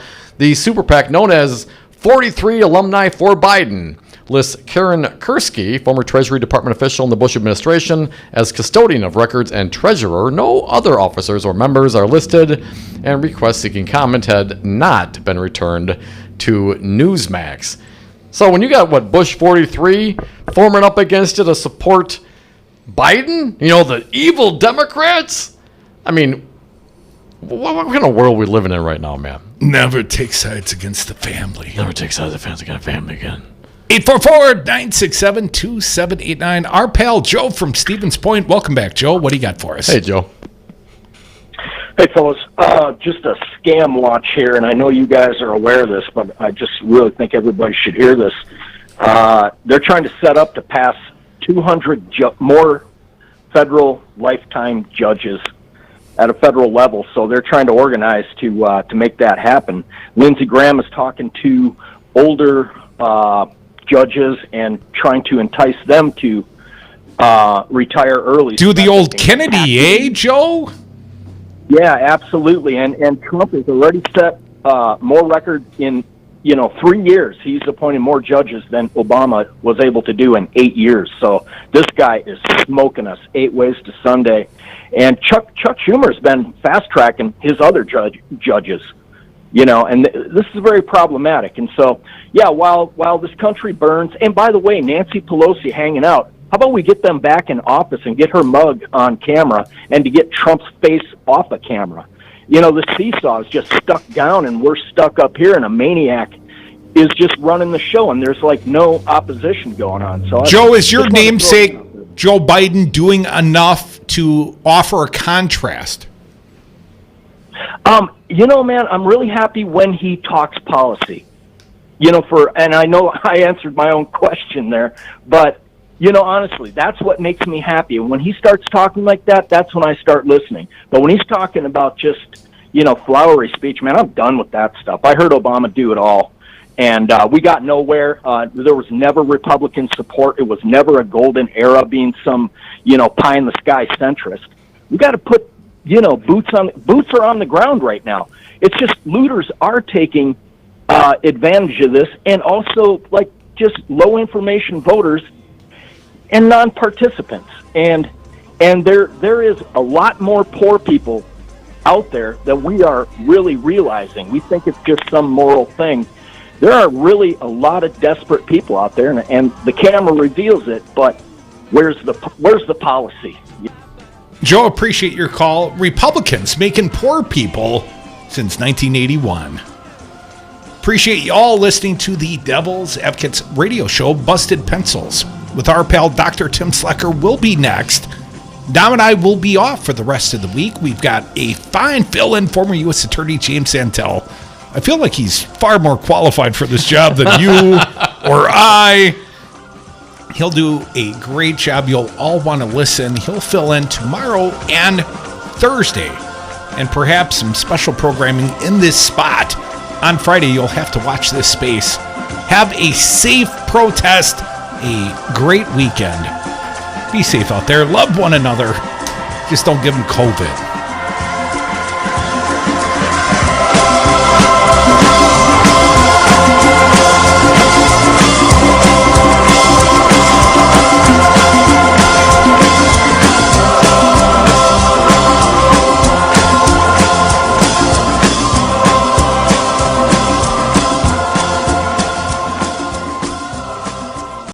Having a great time. What have they got that I ain't got? Courage. You could say that again. Now go home and get your f***ing shine box.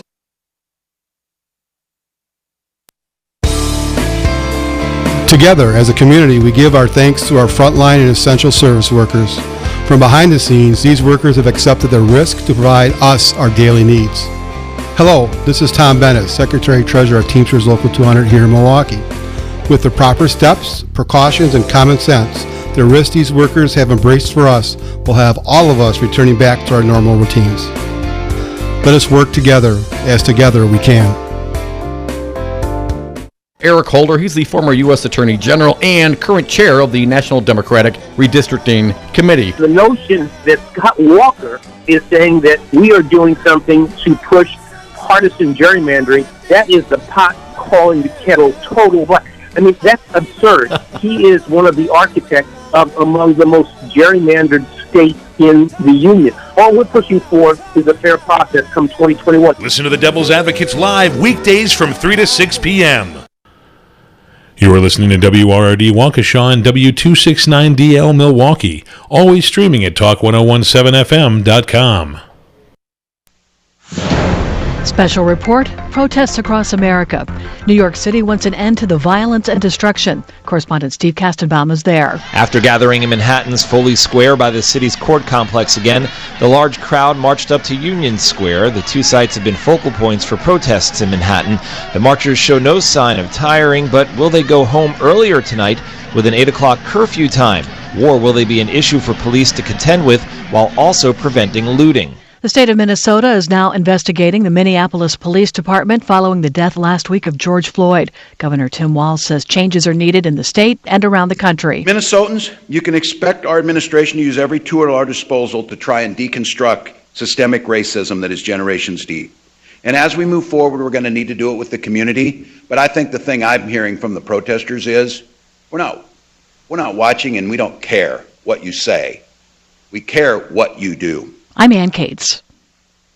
California Governor Gavin Newsom says he's not going to respond or even comment on President Trump calling state leaders weak. When asked why he has not said anything, Governor Newsom said simply, I have a choice. He says he can choose to get into the back and forth of it all. Or I can choose to focus a message that I think is so much more powerful, and I hope more resonant, people watching, and that is, I care more about them than some of the noise I heard on a morning phone call. The president has threatened that if the governors won't get tough in their streets, then he'll send in the active military. The president tweeted, "The world is watching and laughing at you." Jim Roop, Los Angeles. Organizers of the Republican National Convention say they will be